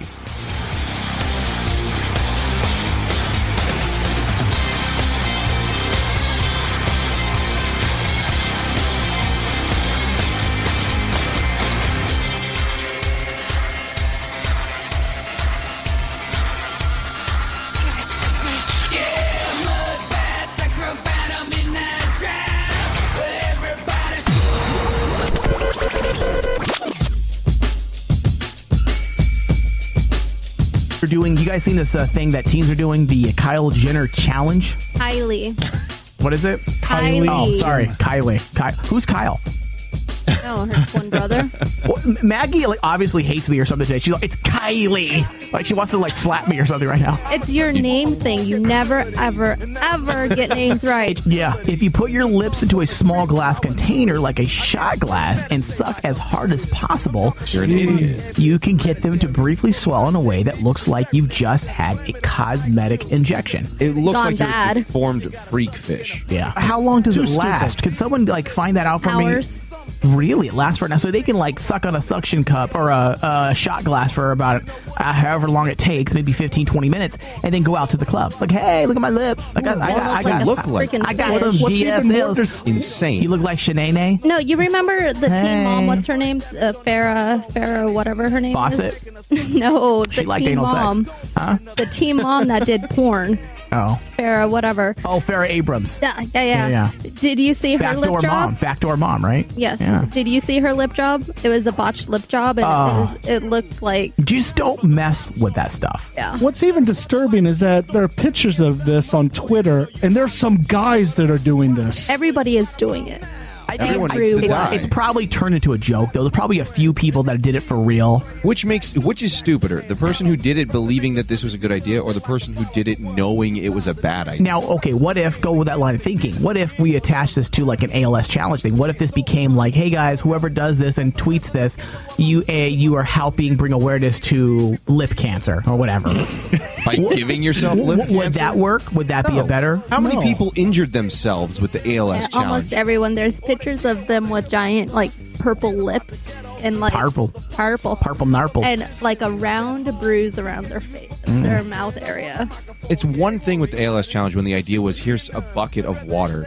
It's pretty much harmless. Potentially harmless, although is it really? I mean, all you're doing is causing blood to rush to your lips. Yeah, but there's this one picture that's going around that a guy did it, and the glass actually broke and sliced open his lip. Good for him. Good. And good his for him. Must have been sucking hard. He must have been sucking really hard. No, good for him. Why don't we do the Kylie Jenner IQ challenge? Let's all see if we can outsmart her in some way. Oh my god! The Rain Man Show every week on Rain Man Digital. Go to rainmanwashere.com for more details.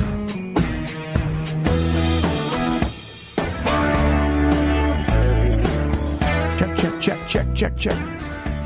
Bookburst. Bookburst is an online membership club that offers incredible values for avid readers of physical books. Bookburst membership costs $29.95 a year and allows users to purchase any book on bookburst.com for only $9.95 with free shipping on all orders. Bookburst. I can't say Bookburst. Yeah, you're struggling. You sound like Thomas trying to say a name. Bookburst carries a selection of thousands of brand new, mostly hardcover editions of today's best-selling books. You can go to rainmanwashere.com/bookburst and click on the banner and get your books. $29.95 for a yearly membership. That's a dope deal. Like I said, any book is $10. Yeah. $30 is the price of a book anyway. Dude, brand new hardcover are normally $20 to $7.95. Yeah, that's an insane deal. Yeah, it's really good, especially if you are not up on the whole digital book reading yet. I like physical media, so I have a bookshelf with books on it. Look at you with I have physical many media. leather-bound books. So this is a great deal, dude. Yeah, Bookburst. rainmanwashere.com/bookburst. To find out more about Osric Chow's new film, The Temple, head to www.facebook.com/templefilm. You can also follow The Temple Film on Twitter at @templefilm. Son of a bitch. This is Crossroads 003. It's the time of the season when love runs high. In this time, give it to me easy. Welcome, everyone, back to Supernatural The Crossroads. Now we get into the point where we speculate, make assumptions, and generally make asses out of And ourselves. sound like a bunch of dickheads. When we talk about the upcoming episode, this one, episode 21, Dark Dynasty. Ryan. Just before I do the synopsis, does that anyone think about Duck Dynasty? I do. Okay, so I hope there's a dude with a beard like down to his chest. That'd be awesome. Not because I have a beard or anything, but anyways, the synopsis is the Winchesters meet the Steins. Dean and Sam investigate a bizarre murder and realize the killer bears the same tattoo as those from the Stein family. Eldon Stein attacks Dean and a brutal fight ensues. Meanwhile, Castiel acts as a referee with Charlie, and Rowena are forced to work together on the Book of the Damned. Crowley discovers his mother is missing and knows she's up to something, so he turns to an old enemy for help. That sounds insanely that's a steamy. lot. Insanely steamy. Castiel referees Charlie and Rowena. I'm in. He's right in the middle of two redheads. Oh my god. Motif. Jesus Christ. Too soon? Now, do you, at this point, Felicia Day's in it again. At this point, I think she's one episode away from being in the season more than Mark Shepard. Ouch. I'm serious. I know you are. That's why I said we have seen a surprisingly small amount of Crowley. Yeah, despite being a major character this year. We haven't seen him for a month. Thomas wants to see a lot of Crowley. Who doesn't? We haven't seen him for like 4 episodes. I know. Has it been 4? Are you sure? Just about, yeah. It was Kane. We saw him in the episode of Kane. Well, yeah, he had the first Executioner's Blade. And right before Book of the Damned. Did we? Okay, we had 3 episodes. Yeah, yeah. Book of the Damned. We saw him in. No, he wasn't in that one. I don't think he was in that. He was in the one beforehand. Yeah. So this is 3. This will be almost a month. Yeah. Well, he was probably busy. The Steins are back, which we knew they were going to be. Yeah, that's not surprising at all. I mean, I actually am kind of interested about the Eldon Stein. I think that's the dude that we saw in a couple episodes ago. Is that the same guy? No, he's dead. That guy. Are you sure? We're pretty sure. I think this is going to be one of the elder members of the house, of the family, essentially. But I want to know what like a brutal fight means. Is that going to be like they're just fighting the whole episode, like some well choreographed stuff that we saw? Dude, that'd be Cole sick. way back. Yeah, that'd be cool. When you use the word brutal, it better deliver. It's a good adjective, but you got to be good with it. I want to see limbs being chopped off. You know, I want to. That's what I think is brutal. Yeah, just cut off a finger every like 30 seconds. I really wonder though how they're going to pace this one because it's so many different things happening. A lot going on.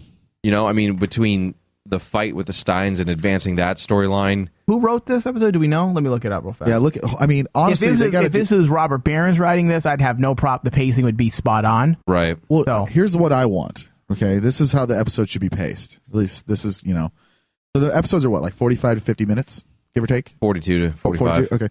So let's get about 5 minutes of Sam and Dean. Then we'll get, 5 minutes of Eldon Stein fighting Dean. Okay. So that's 10 minutes. We're at 10. Then I want 42 minutes of Felicia Day and Rowena just scissoring the shit out of each other while Castiel sits and watches. Is that good pacing? You could be, I think, as a backup job, Ryan, you could do all the porn parodies Yeah. for all kinds of shows. Listeners want that. They want that? I didn't think anybody wanted that shit. So several of them tweeted me saying, we want to hear Ryan's fan fiction. And this is one of it. This is his Are you serious? I'm telling you, if I have time in this, hey, listen, if you listeners out there want to take bits, cut Ryan's like crazy just stupid ideas and then send them to me, that's fine too. But I'm just confused. People actually want to hear that? It would be funny to hear all the terrible ideas you've had just from one cut to the next. I want to see Castillo just watch Rowena and Charlie scissor. Click. Next thing you say, it goes, I want to see Rowena and Abaddon go at it. And then we'll put some little melody in there. Wait a second now. I feel like you had some of those too, though. Yours are notorious. Yours are just though. abrupt. It's just abrupt.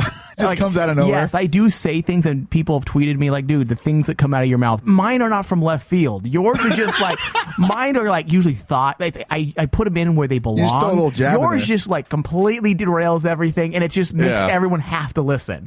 I slip mine in sometimes under the radar. Well, sometimes you got to slip it in under radar. Sometimes you just got to come in from left field, dude. I mean, honestly, okay, yeah. If this, did you find out who's is written by? Is it Robert Behrens? Directed by Robert Singer and written by Eugenie Ross Lemming. Okay. And Brad Buckner. Okay. So have we seen? Obviously, we've seen. I'm episodes sure we have. Yeah, we've seen them written stuff. I honestly, dude, this is tough. I mean, you look at this. You've got what, 3 or 4 storylines going on at the same time? I'd say 3. 3. I mean, that's tough, dude. To get an episode. I mean, from what it sounds like, dude, I want to see the fight. Like, that's what I want to see, dude. I want to see them kick each other's ass. The thing that interests me the most is Crowley going to an old enemy for help. Now, does that mean old enemy as in Sam or Dean for help? Or are they going to introduce somebody else I think he that we would haven't say seen in a long Sam time? or Dean. I don't think it's going to be either of those That's two. a tease sentence. Yeah. You don't just say that and when it's Sam and Dean. Who could it be? But that's my question. Who could it be? I mean, I don't see Metatron. I'm racking my brain right now, really? dude. I don't see Metatron. No. It's not Metatron, dude. Could be, but I doubt it. I mean, how many villains have been left alive? He's not really his enemy, though, either. That's why. Well, if Abaddon were alive, that one would totally make sense. That would make sense if it was Abaddon. Maybe, Abaddon's dead, though. Yeah. That's why I said she was. But that's my question. Who do you go to? And who has the means to help Crowley? Like, why does he care that Dude, much? maybe he goes to purgatory for Dick Roman. Ugh. Let's not bring the Leviathans back into this. Yeah, I like the little, I like the little reminder that they were a thing. Yeah, but that's all as far as I want to go. I wouldn't mind a lone Leviathan, like like Rogue doing something crazy. Although they don't operate like that, do they? No. Yeah, they're all the whole snake and cut off the head of the snake thing.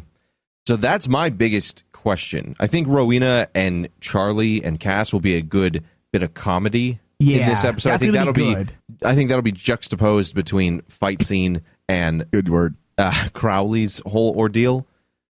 Yeah, but that's my big. I think he's gonna juxtapose them. What if we could use that word too any way we want? Yeah, you can. What if the old adversary is Kane because he's not dead? Yeah.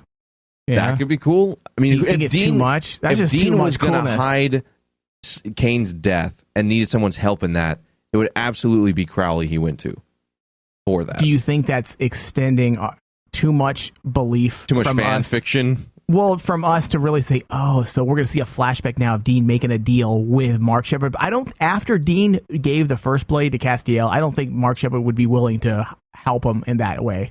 I don't know. At this point, I don't think he's willing to kill them because he cares about them in his own way. But Crowley's also a chess player, so maybe Kane wasn't dead or not completely dead yet. If Kane comes back, if he goes to Kane and he knows that Kane's alive, he's kept him as a prisoner. I'm going to motif on that one as well, dude. I'm wondering if possibly it's someone that we haven't seen in a long time, and this is what it's. I'm trying to rack my brain. Someone who's still alive. Mark Shepard has showed up in what, season 5? Yeah. So 5. someone between the last 5 years, dude. It could be anybody. Meg, she's dead. And he killed her. Yeah. The alpha vamp, but yeah. It's going to be fun. I would use that for. Look at us like probably way overthinking this. I know. It's something very it's simple. It's going to be someone that we've just seen like 4 episodes ago. Yeah. It might Old be. enemy. We're thinking like back to season 5. Well, come on. That's they give us a good synopsis for once, and now we're like wondering and that's where they're throwing us off with the good synopsis. Yeah. They're like, here's a good synopsis. Well, I'm really looking forward to the Stein family again, and the Dark Dynasty can either mean 2 things. It can mean the Dark Dynasty is the Stein family, which would make sense. Right. I think it will be connected to the Steins. I'm hoping it has something to do with Dean and or the Mark, or how the lineage goes all the way back to Kane, which they mentioned way back in season 5. Yeah, see, that would be sweet. That would be cool. It can only go those 2 ways. I think so. I'm just hoping they have beards. That's all. You don't use the word Dark Dynasty and then not have one guy with a nice beard. They've always been pop culture savvy, though, the show. Yeah. So it might just be playing on words. It could be. Well, they are from the South, the Steins, right? They are, yes, I mean, absolutely. he was speaking Cajun, right? If I'm right, Cajun accent. He had a Cajun. She called him Gambit. I mean, it didn't Dude, sound like it didn't that sound was like so awesome. It by the didn't way. sound like the traditional Cajun cadence. It wasn't as thick as sometimes they play it. There's some heavy So it ones, was kind man. of hard to do. Like I was kind of wondering when I first heard him where he was from, and then when she said Gambit, I'm like, okay, he's Cajun. It made sense. I know, mon ami. You gotta So- say shit like that. No. Fuck you. So yeah, man. I mean, your tie-in from the South could make sense. It'd be cool. It'd be funny. I would laugh. It'd be good. I'd be okay with it. What if it is him? What if it's Phil? What's his name? Phil Robertson? Yeah. No, Phil No. Robertson is wait. Phil Robertson's the dad. Yeah. Jesus. I don't know, but you got a dude sitting like what are we 20 feet away? Wait, you watch that show? I used to watch it. Yeah. Oh. why do you think he grows the beard? Yeah, that's exact. That's not why, but No, I mean, this is the 21st episode, and I think the season only has 23. Is that what we figured out, right? Yeah, so something like that. major plot needs to be moving forward. I think they've got to find something out about deciphering the Book of the Damned. For sure. And, well, that's why, suppose if you look at the preview, that's why Felicia Day's character, Charlie, and Rowena are working together. They're working together to decipher the Book of the Damned, which, again, in the preview, Charlie was actually flustered, it appeared, to be upset with Sam, saying, wait, you're pulling me into your lie? Yeah, I haven't seen the preview. She actually so. said, you're lying to Dean about this? Because she doesn't know the Book of the Damned isn't burned. Right. So now he's bringing her in. And not only that, he has to bring in Castiel into the lie now, too, right. because he's going to be refereeing them. So now he knows about... So now Dean's completely off doing his own thing, and now he has his entire family, Castiel, Charlie, Sam, all keeping something major from him, which I think this is going to backfire. I think it has to. And not because he can't handle it emotionally. He's been through lies before, but I think it's going to be the mark. This is going to massively backfire. It's going to upset him, and I think the mark's going to feed on that. Yeah. To leading towards him making a bad decision. Anytime that Dean has gotten angry, it's kind of aggravated the Mark quite a bit. So anytime he gets angry, dude, that thing fires up, man. And it's no bueno. Now, Crowley says his mother's up to something. That he thinks his mother's up to something. Now, Well, do you think she's up to something else besides just... Obviously, she wants the magic, the middle letters bunker, and its knowledge. Is there something else now that she's after now that he's discovered? Because we've been talking about it all season that she's up to something. She's up to something, and we all just figured it was the Grand Coven. Right. And then, of course, when she found out the Grand Coven was nothing anymore, I think she set her sights on the middle letters bunker and all the magical spells and knowledge it holds. Right. I mean, that seems to be her agenda, right?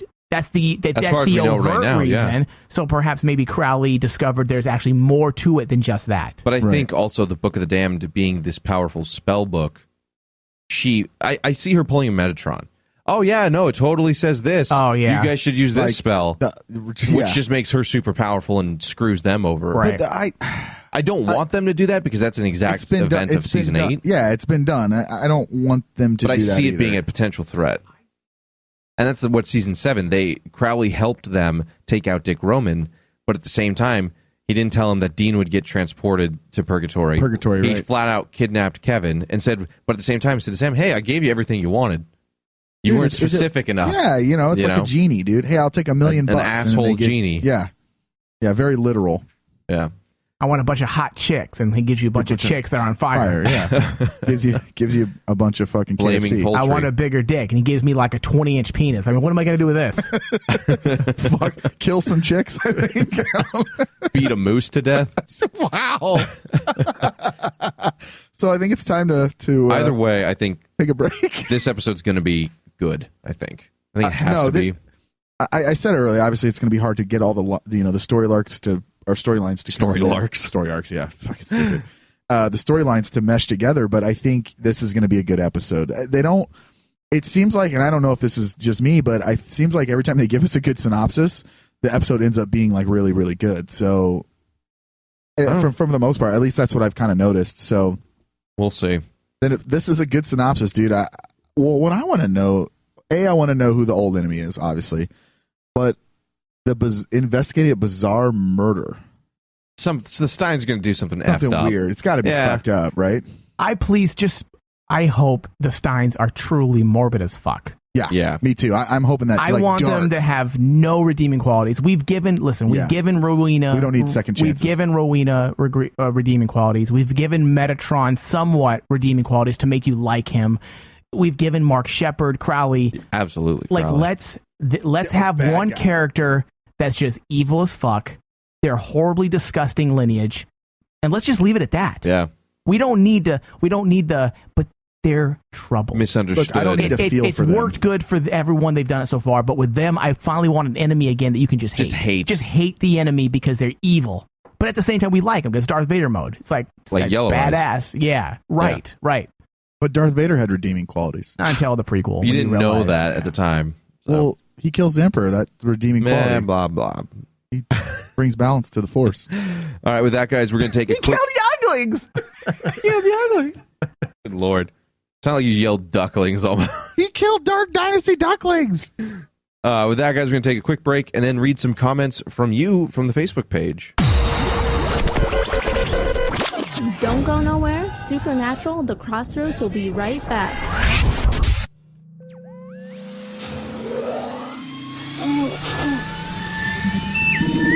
This is Star Wars from the Bucker Tank exclusive. This trailer for me is, first off, you look from the technical standpoint, as Greg mentioned, the scaling is, of course, it's Star Wars. And I guarantee you that Star Destroyer is either a miniature, either a digital mat. I doubt it's an actual physical mat. That's almost like archaic. That's either a shot, a digital mat of an actual miniature, or a physical miniature, and that's how they shot it. Regardless, you can tell it looks like it's there, and the fact that the scaling was so spot on with the speeder flying by, you have the X-Wing in the foreground and the Star Destroyer in the back, it says so much with the image. It shows it's post-war. What did you possibly see in that hand that looks like 30 years advanced technology? That better, is it holographic? Does it jack you off automatically? I think with this and hearing what fans say, it's just like we're sitting here doing, and we're breaking it down. Let's keep this to our thoughts, not what we read on fan site. But honestly, when I take a look at it, it does look like it's an advance in technology. Because look at R2.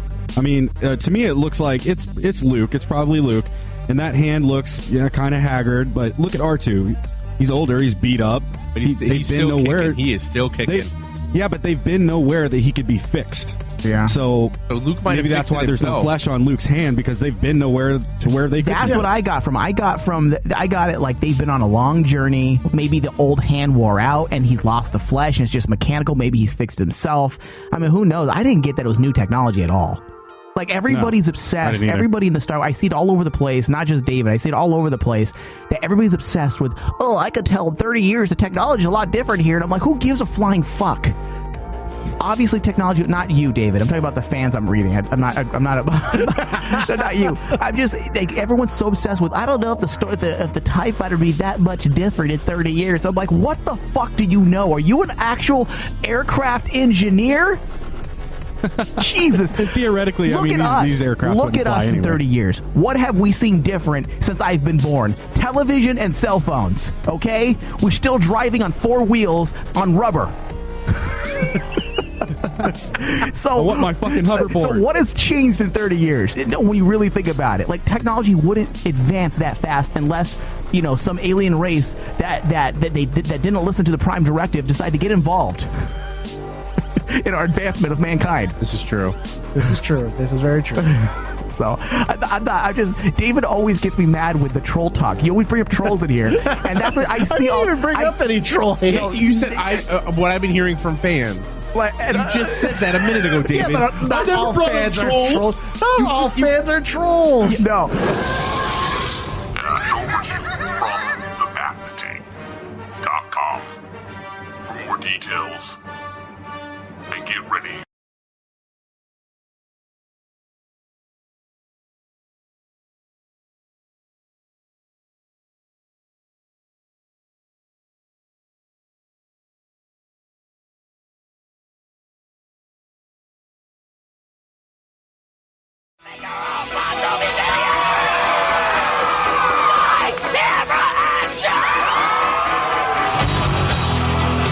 All right, AdamNeed.com.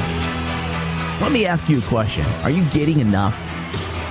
I bet you'd love more, right?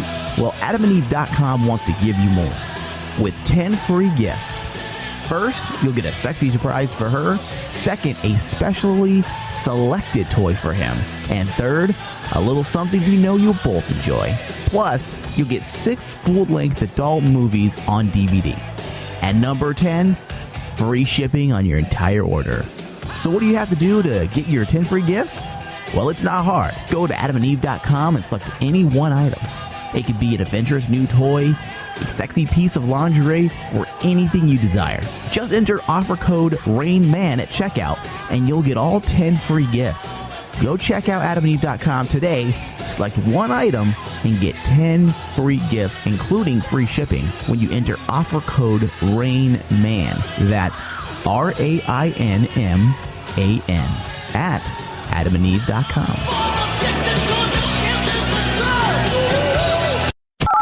To find out more about The Hillywood Show, visit www.facebook.com/The Hillywood Show. You can also follow The Hillywood Show on Twitter at Hillywood Show.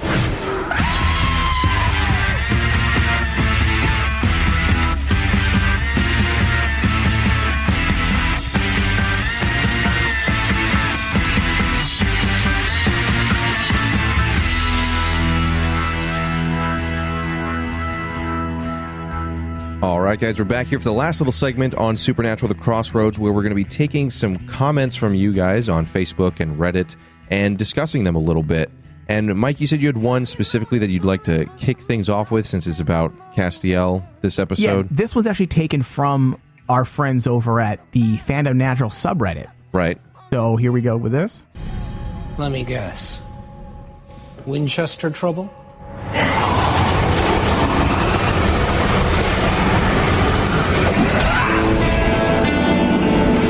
And now, it's time to see what the listeners are saying on Reddit. Fandom Natural. Fandom Natural. This is actually a good opposing viewpoint pertaining to Castiel's Really? Castiel's I guess Character? his development this season, Okay. which I thought would be fitting to discuss since we basically blew his storyline this season and how much we liked it. So it's always nice to get an opposite view. I mean, sometimes when we get in, it becomes a blowjob festival in here, dude. Yeah, So- sometimes.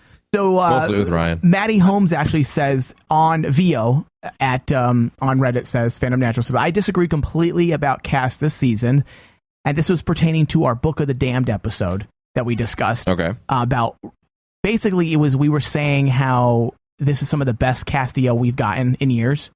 You know, Right. since season 6. Yeah. And I think we said we enjoyed season 6 Cass, specifically I did. specifically Yeah. the Yeah. episode where he reflects, on everything that's happened and kind of show. I forgot the name of the episode again. Remember that name of that episode? That's something about a king. Yeah. So anyways, I disagree completely about Cass this season. As much as his past Carver plots failed and Gamble made him a bad guy, this season G has made him 100% irrelevant to anything outside of a couple scenes here and there. It's so bad he spent more time getting Cass. He spent more time getting gas at the local chasm blow. It's so bad that Charlie has had more myth arc plot development than Cass. The entire plots of Hannah and the daughter could have been done easily in 2 episodes.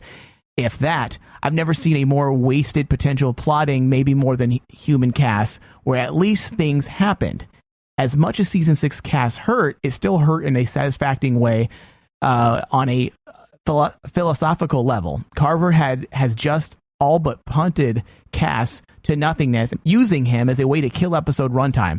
Hannah and Claire literally had the same on-screen plot.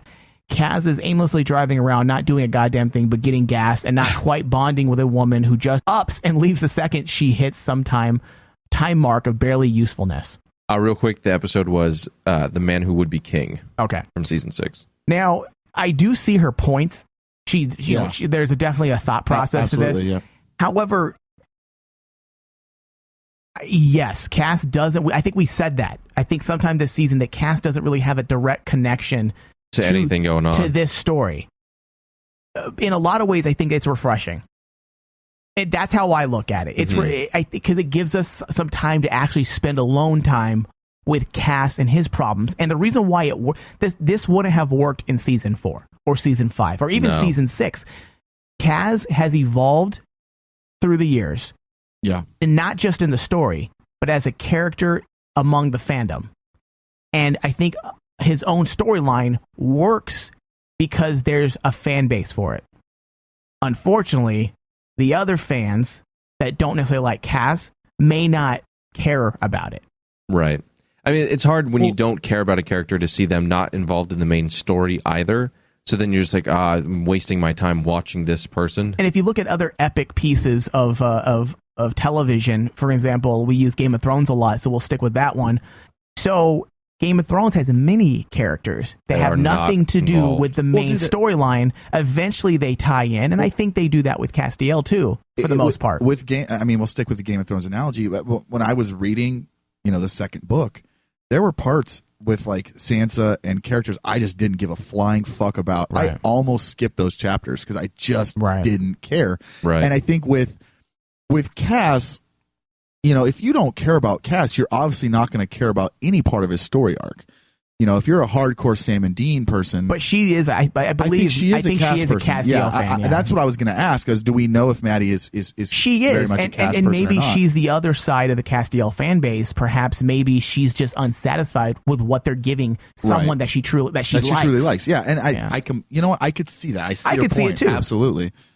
I don't know. I think I would have to agree to disagree. I just think that even though I don't like the Novak story arc, and even the Hannah thing kind of irked me, I think it served its purpose. It served its purpose. As a person who didn't like those story things, I still see why they did them. Right. And I don't think that it's been a bad progression for Castiel in the last couple seasons, but I do get the whole driving around the car and just like we see him filling up his fucking car. Like, do we really need to see that? Like, honestly, if you want to show that, show Dean calling Cass and then Cass just happens to be like fucking filling his car. I don't need to see that shit. Yeah. I mean, we can debate all day though. Like, did they need to put that in there? Did they need to put that in there? No, they didn't. But that's the story they're choosing to tell with Cass. Right. You may not agree with the Hannah and the Claire storyline, and you may not be interested in it, but it doesn't mean it's told in a bad way. No, I don't think it's so much that it's been told in a bad way. I think it's that if you are a fan of that character, you've basically watched him faff about for a whole season, only to end the storyline that had started in the beginning of the season. Like kind of like the Leviathans, it reminds me in a way. And this is, I don't personally feel this way, but I'm seeing how someone else could. If you only care about that part, and yes, it's resolved at the end of the season, you still had to wait a whole goddamn season for something that could have been done much, much sooner or earlier, and then stop moved being into lazy a new and just watch the show. a new thing. But if you do just do that and end it like that, and then you don't have the oomph of it all at the end, in my opinion. And that's where pacing comes into it. But I can see why somebody would feel like just dicking about. Yeah. Another thing that Maddie says that's really interesting, again, taken from the Book of the Damned episode. She says, this episode would have been better with Kevin and Mama Tran instead of Charlie. And this is the reason why. Not because it's Charlie, but because it was that much more geared towards those two. The demon tablet, traveling the world on a quest for obscure text, decoding Sumerian, prophet aspect. Kevin having to be in super control of his own ghostness so as not to Hulk out. I agree 100%. When I didn't think about it, but I agree. This is a perfect example where Kevin could have been used, and it would have made more sense. And his eyes are dead. He's dead. Right. His eyes were gone. He gone. I would also like to point out, unless Tamiel wants to repair his eyes, I don't think he'll be coming back. That's not happening. I'd also like to point out that since we're staying on this Reddit, here, Tiki Stitch says shipping Cass plus Metatron. Seriously, guys, ooh. And then Mike says, haha, it's a power couple. And she says, oh shit, you're actually watching our snarky comments? Yes, we actually read your snarky comments. And I just thought that was really funny. I think Big Brother's watching. Well, we've had that a lot where people are like, oh my God, you actually reply and read. And I'm like, I haven't replied in a while. I need to go through and throw some trollness down. But and if you guys want to know who I'm in your ass butt, that's my it's also his name on Reddit. That's also my name on Reddit. Weird. But I just thought that was funny, Mike, because shipping Cass and Metatron, dude, duh. Castatron?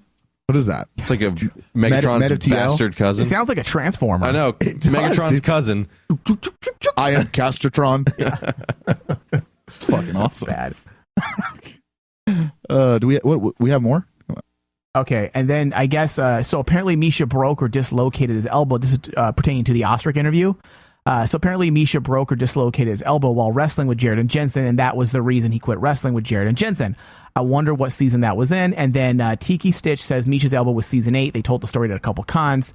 And then Vio says, right, but I hadn't heard they had been fully broken. Right, so, like a full fracture. Yeah, I like that. A couple other people told me that too. That was they actually, and that's what I strive for with these interviews. Is to get something that nobody's heard before. Because you've heard, and this is why, over and over and this is why I don't ask supernatural related questions a lot in interviews. Because if a lot of the many fans, even if you don't go to the cons, you go to the YouTube videos and you listen to them talk. Yeah. So you've heard a lot of these things over and over and over. And that's why I strive really hard. I know Thomas, I've talked about this in detail about on these interviews, not asking the types of con questions. Yeah. And we do it because that's what they want to have the fun of knowing the supernatural said and the inside jokes. And we do stick to it. But I'm glad I heard actually from about, I'd say a good 20, 30 people from this Ostrich interview, which is looks like it's going to end up being one of our bigger interviews that we've had, saying that they actually learned something from the interview, stuff they haven't heard. It says, you guys, new listeners, new listeners saying, this is a great interview. I heard things from Ostrich, and I follow the hell out of him. I'm obsessed with him. I actually heard him say things that I've never heard before. So I'm like, that. I felt good about that. The thing for me, and you guys know this, I go to a lot of conventions, so I go to a lot of panels, and normally I'm like, oh, I want to ask this question, and then I sit there and think about it, and I'm like, this has probably been asked 400 fucking times, and it's almost embarrassing. Like, this is just me. I'm not saying this is anyone else. This is me. Right. But like, I'm sitting there and I'm like, I want to ask this question. And I start to think about it. I'm like, man, I bet these people have heard, who are diehard fans have heard this question 400 times. And they'll be like, oh, great. You wasted a question on that. Right. And I think that too. Like when I go to a panel at like San Diego Comic-Con and I listen to, and someone asks like a stupid question and you're just like, oh God, you wasted a question, especially if it's a big panel. So it's really cool that we can actually get stuff out that people haven't heard before. And I think that goes to show you too that our interview format is a little different than everyone else's, And I make fun of, season 7, episode 3, but a lot of times, a lot of interviews are like that. So with our interview format, it's a little bit cooler. I just like talking to them, dude. Shooting the shit with them. Well, that's kind of what it is. We have, if you realize, the standard format for my interviews is we introduce, we break the ice, we ask a couple questions to get the ball rolling, and then it kind of goes casual after that. Right, and that's the cool thing. And I think that's most of the the cast members that we've had enjoy that.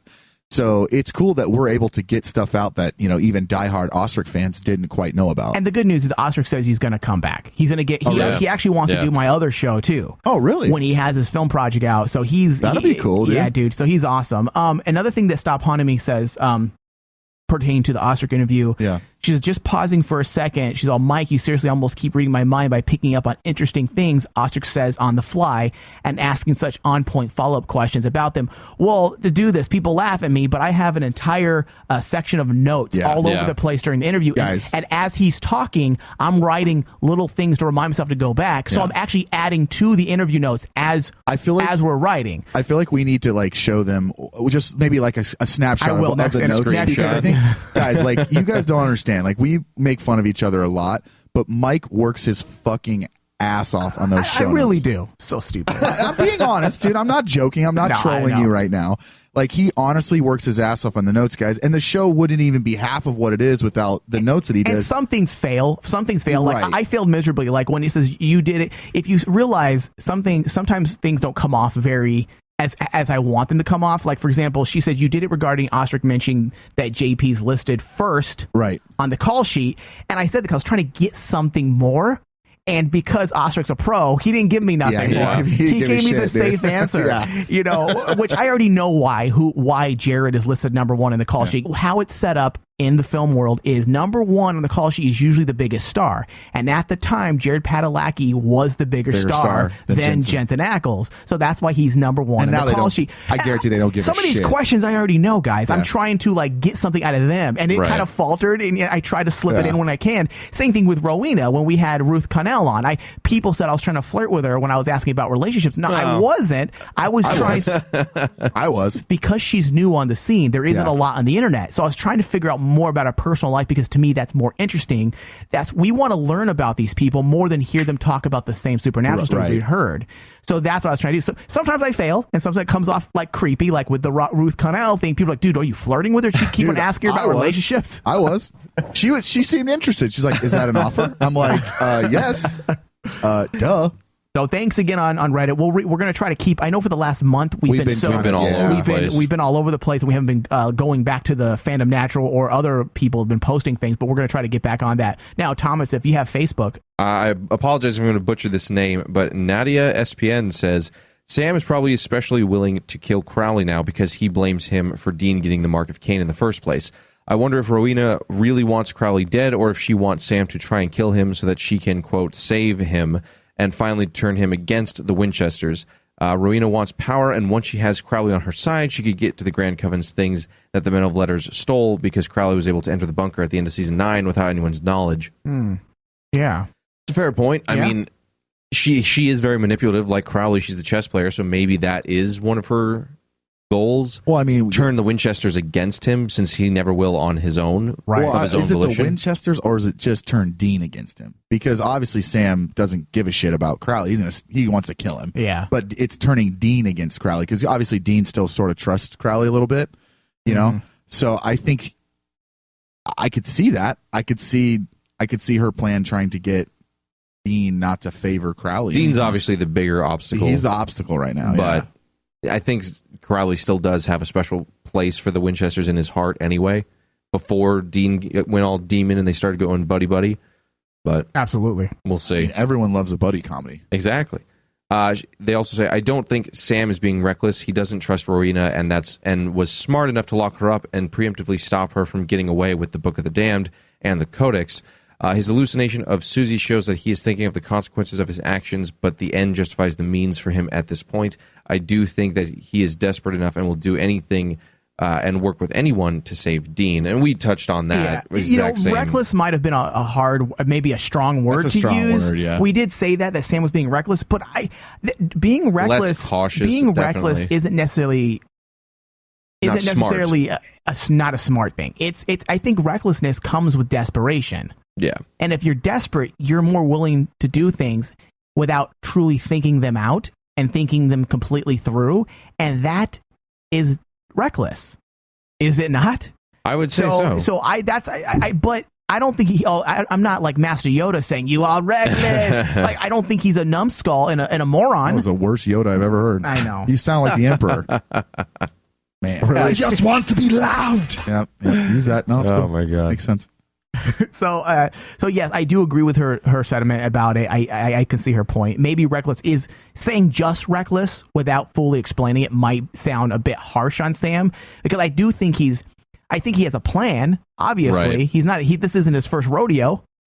Right. And we talked about that he's not being stupid, but he is taking big He's playing risks. a dangerous game. Very dangerous game. I apologize for names, but Leah Mitchell Tuffley, I want to say that's right, says, I've been thinking about the finale. I think there may be a, quote, showdown at the bunker and it will be destroyed and that there will be collateral damage.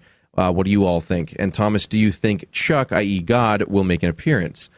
And, I mean, Ryan's jokes aside, Mike and I are, Chuck. and most people are along the lines that Chuck is God.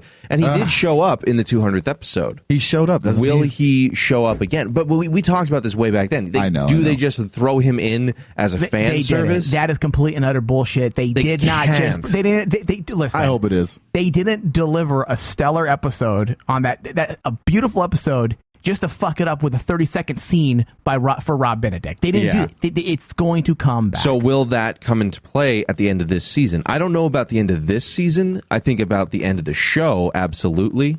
Yeah.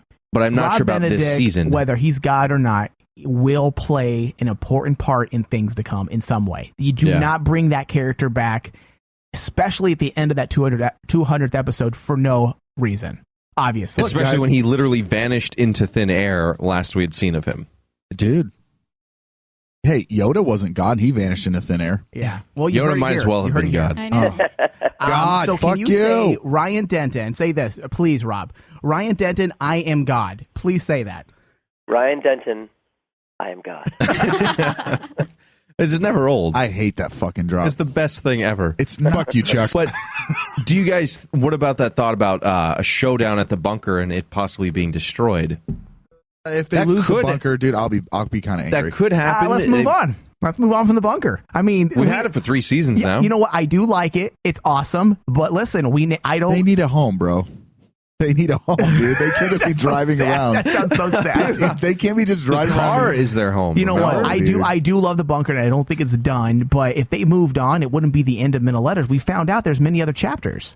You know what I mean? I just think the bunker's too easy for them. I mean, it's a great, and it's also a way to save money on budget. That's exactly what. Yeah, I know we've discussed that. A standing set is a way you save money on a show. Honestly, dude, they're not getting rid of the bunker, bro.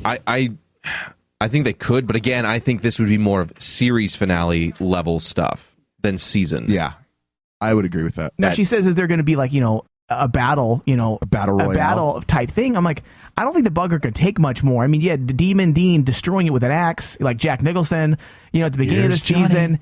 I mean, I want to know who's cleaning this up. They don't have a cleaning crew Dude, going they got in there. It made. They got a Roomba. They broke Jensen, no here. No, Sam and Dean, no here. They have a cleaning service, bro. What if they have a cleaning service, dude? That'd be sweet. That'd be awesome. Like, don't ask no questions. We're gonna put bags over your head. Do you want me to sweep the room with all the blood vials? It's the lady from Family Guy. I'm a little uncomfortable about working here. Well, there's a complete mess in there. Like, I don't see Sam and Dean actually getting a mop and broom and sweeping and cleaning the place up. You also don't see him go take a piss or shit, but they do that too. We don't know that. Do they? Oh, do they not poop and shit? You never know. Or poop and pee, whatever. Just saying. But again, I think those are, series finale concepts or maybe season 11. I don't see them moving that dramatically this season. It's not this season, or it's series finale. The bunker will blow up series finale. Donna Bloom says, great interview. I really enjoy how you guys do the interviews. You ask questions and you listen to the answers and have fun with them. Good job. Oh, and by the way, I don't think Chuck is God either. Oh my God. What? Wait. What? Where's this at? What? Hold on. That's Donna Bloom. What hold on. She also has a message. She actually sent me this to deliver as well. Oh, okay. Fuck you, Chuck. Yes. Where was that at? Was that on the Ostrich one? Where's that? It's on the Today's Special Show with Ostrich Chow. Is now available on demand. Holy shit! I'm just now looking at this stuff. We've had some ridiculous amount of likes. That's because we're fucking cool. We moved up to 145 likes this week. I was telling. Wow. That's Christ. Donna, we just became best friends. I don't know. I think you both are wrong, as does everyone else. Shut your hole, forgettable and Thomas. Chuck himself. They definitely have some explaining to do. If it isn't God, if it is God, they definitely do. Either way, and whatever you guys do, writers, as you listen to the show, just make sure it is perfect. Yeah, I mean, no just pressure. make it perfectically not God, because it's not God. Send the rough draft to Eric Kripke. Have him review it. Give him a thumbs up. I mean, come on. Give him a thumbs up. Lynn Montanari, on the picture that I posted, I'm insanely jealous. That G&E truck is packed so nicely. It's the picture of Sam, or Jared, Jensen, Castiel, and Claire all together. That picture is making the rounds on the internet. And she writes, that picture at cons costs like $300 or something like that. She's a lucky girl to get that for free. And then I wrote, Creation Entertainment is probably going to bill them. I mean, it's true, dude. I mean, we're laughing, but it's a possibility. Yeah. Oh, yeah. Excuse me, Claire. I know you're in Supernatural, but here's $300 on the Kings of Concert video that you did. Oh yes. Paula and Dan Crossett wants to know who you are, because they probably want to kick your ass for being an asshole. Who is this guy? Who's this? I started laughing. Well, dude, if you don't listen to the show, you have no idea. Like, who the hell is this Thomas guy? Who's this guy fucking think he is? Like a giant. What a mook! Yeah, this guy's an asshole. What a giant moose! Yeah, Crossroads moose, as actually Campbell has said. Dude, no one's talking to you at all, buddy. Wait. Can you please change your Twitter handle to that? To Crossroads Moose, please. Oh, there's a question that I missed from Sarah Sarah Shepard. She says, how much for Ostrich Chow? She says, how much does he hate Ryan for being such a dick about Kevin's death all the time? Smiley face. And then she says, and he just worked on the Hillywood show for the SBN parody with Rob Binnick. How much fun was that? That was a question she wanted us to ask. Well, I did not. I was going to cut the audio, but I couldn't. I told Thomas this. I think I couldn't find the audio where you said you're glad he got stuck. I looked for it and I didn't. Oh, did I tell you? And I just couldn't find. I was gonna play it for him. I just couldn't. Well, I wouldn't have been embarrassed. I mean, I would have explained it to him. Like, look, I was glad that you got killed, not because of your career, dude. Like, you're a great actor, and I think you were great on the show as Kevin. Again, I've said this fucking 400 times. It was a catalyst to bring the brothers back together, and it needed to happen. That's what I mean. Not that I wanted his character to die, because I liked Kevin. I mean, I wish I would have seen. I didn't know he did martial arts, so I wanted to. I was like, "Fuck." Well, why didn't we see some of that? Rachel Ann Bernstein, I apologize. Fantastic episode, guys. Love hearing your speculation of what kind of sacrifice will be made at the end of the season. I agree that it will have to be something or someone very meaningful, although I don't think it'll be Charlie. Who knows? However, I think Mike's gingerbread man voice should come with a warning. I'm a real boy. Warning. Also, how do you know it's Metatiel and not Cassitron? Either way, I ship it. I shit you not. not. That is Megatron's cousin. I swear to God. I shit you not. When I said Cassitron, I never saw that comment. So I literally just made that shit up. Okay, there we go. We're not doubting. Simmer down. All right. And then lastly here from Barbara Reby, she says, great podcast, guys. I'm so excited to see where this goes and to see all these threads from the last 2 seasons pulling together. On the world building, what I really love is the expansion not only of the monster mythology, such as Alpha's bloodlines, not the spinoff, family structures, but also of the human organizations that have developed in response to the supernatural. If the showrunners wanted to, they could build all of this into an epic good versus evil battle with all these human groups at the forefront, Men of Letters, Judah Initiative, White Magic Communities versus the Grand Coven, Thule Society, and the Stein family. Be still my fantasy-loving heart. I do have a bone to pick, though. It was bad enough that Metatron, of all people, dissed libraries in the episode, but Mike's crazy, prissy voice sounds like a librarian. Seriously. If ever I find a librarian who sounds like a cross between Jerry Lewis and Terry Jones' old lady voice, I'll record it and send it to you. Till then, just hush about libraries, people. So your voice is offending people on a volume scale. Hey, man, Cole used the library at 11 o'clock at night covered in blood. I mean, duh. Oh, man. I still forgot about that. Dude, I didn't. It's so funny. Dewey Decimal System, damn you. Do it, dude. Do it. No, I'm done. No, do it one more time. I don't overuse my jokes. Do it one more time. Oh, wow. Burn. Shots fired. All right, guys, with that, that'll do it here for us at Supernatural The Crossroads for this week. But don't forget, we have the interview with Guy Normanby coming out this Friday, May 8th. May 8th. Yeah, May 8th. And also, I want to thank, we should have done it sooner, I want to thank Sarah Shepard for actually getting us in contact originally with Ostrich Chow. Yes, thank you very much. Thank you, really appreciate the listeners for helping us get these interviews as well. It's very nice. And I love you, Sarah. And maybe you and I can go out sometime. Wow. He guarantees he'll do the... Unless she's a Thomas girl. Oh, maybe. Stupid. Dude, can we hashtag that? Can that be okay, ladies, if you like Thomas... I don't want to know. I do. I absolutely do. I'm going to lose. If you're, I'm past... I'm doing it for all three of us. No, I'm going to lose because I'm past the age range of what most of our listeners age like. That's not true. Yes, I'm 35 years old, and I'm at that weird time where I'm 5 years older than what the older ladies like, and I'm 5 years above where the young girls now think I'm creepy if I try to hit on them. So I'm at 35 is an odd, it's an odd age. Well, that's too bad, because here's what we're going to do. No, don't, please. Hashtag Thomas girl, hashtag Mike girl, or hashtag Ryan girl. Or leave it in the comments. No, wait till you meet us face to face. Because Thomas and Ryan in real life look like hammered shit, and Mike takes an hour and a half to get ready in the bathroom. I look like hammered shit. I mean, let's be honest. I take an hour and a half to get ready in the bathroom. Yeah. Well, I'm an ugly girl. Like, I need makeup. Dude, I'm a makeup girl. Like, I'm a makeup girl. Maybe it's Maybelline. No, I don't wear makeup, but I'm like, did you have girls? Oh, wow. And then she takes her makeup off. You're like, oh, she's haggard. I'm a makeup girl. I need to make sure I'm finely trimmed. My hair looks good. I've moisturized my face, and then I'm ready to go. Then he's ready for a night on the town. What you're saying is you're essentially a girl. Yeah. Okay. Yeah. All right, cool. Mm-hmm. All right. So, no peace. Warning! Before we lose it completely, that's going to do it here for us, guys. Don't forget, check out the Guy Normanby interview coming out this Friday. Always check us out on Stitcher. Leave reviews. It helps us do better and get us more interviews and all that stuff. And we cannot thank each and every one of you enough. And we will see you guys next week. Adios. You little maggot. You are no longer a part of this story. Hey, ass butt.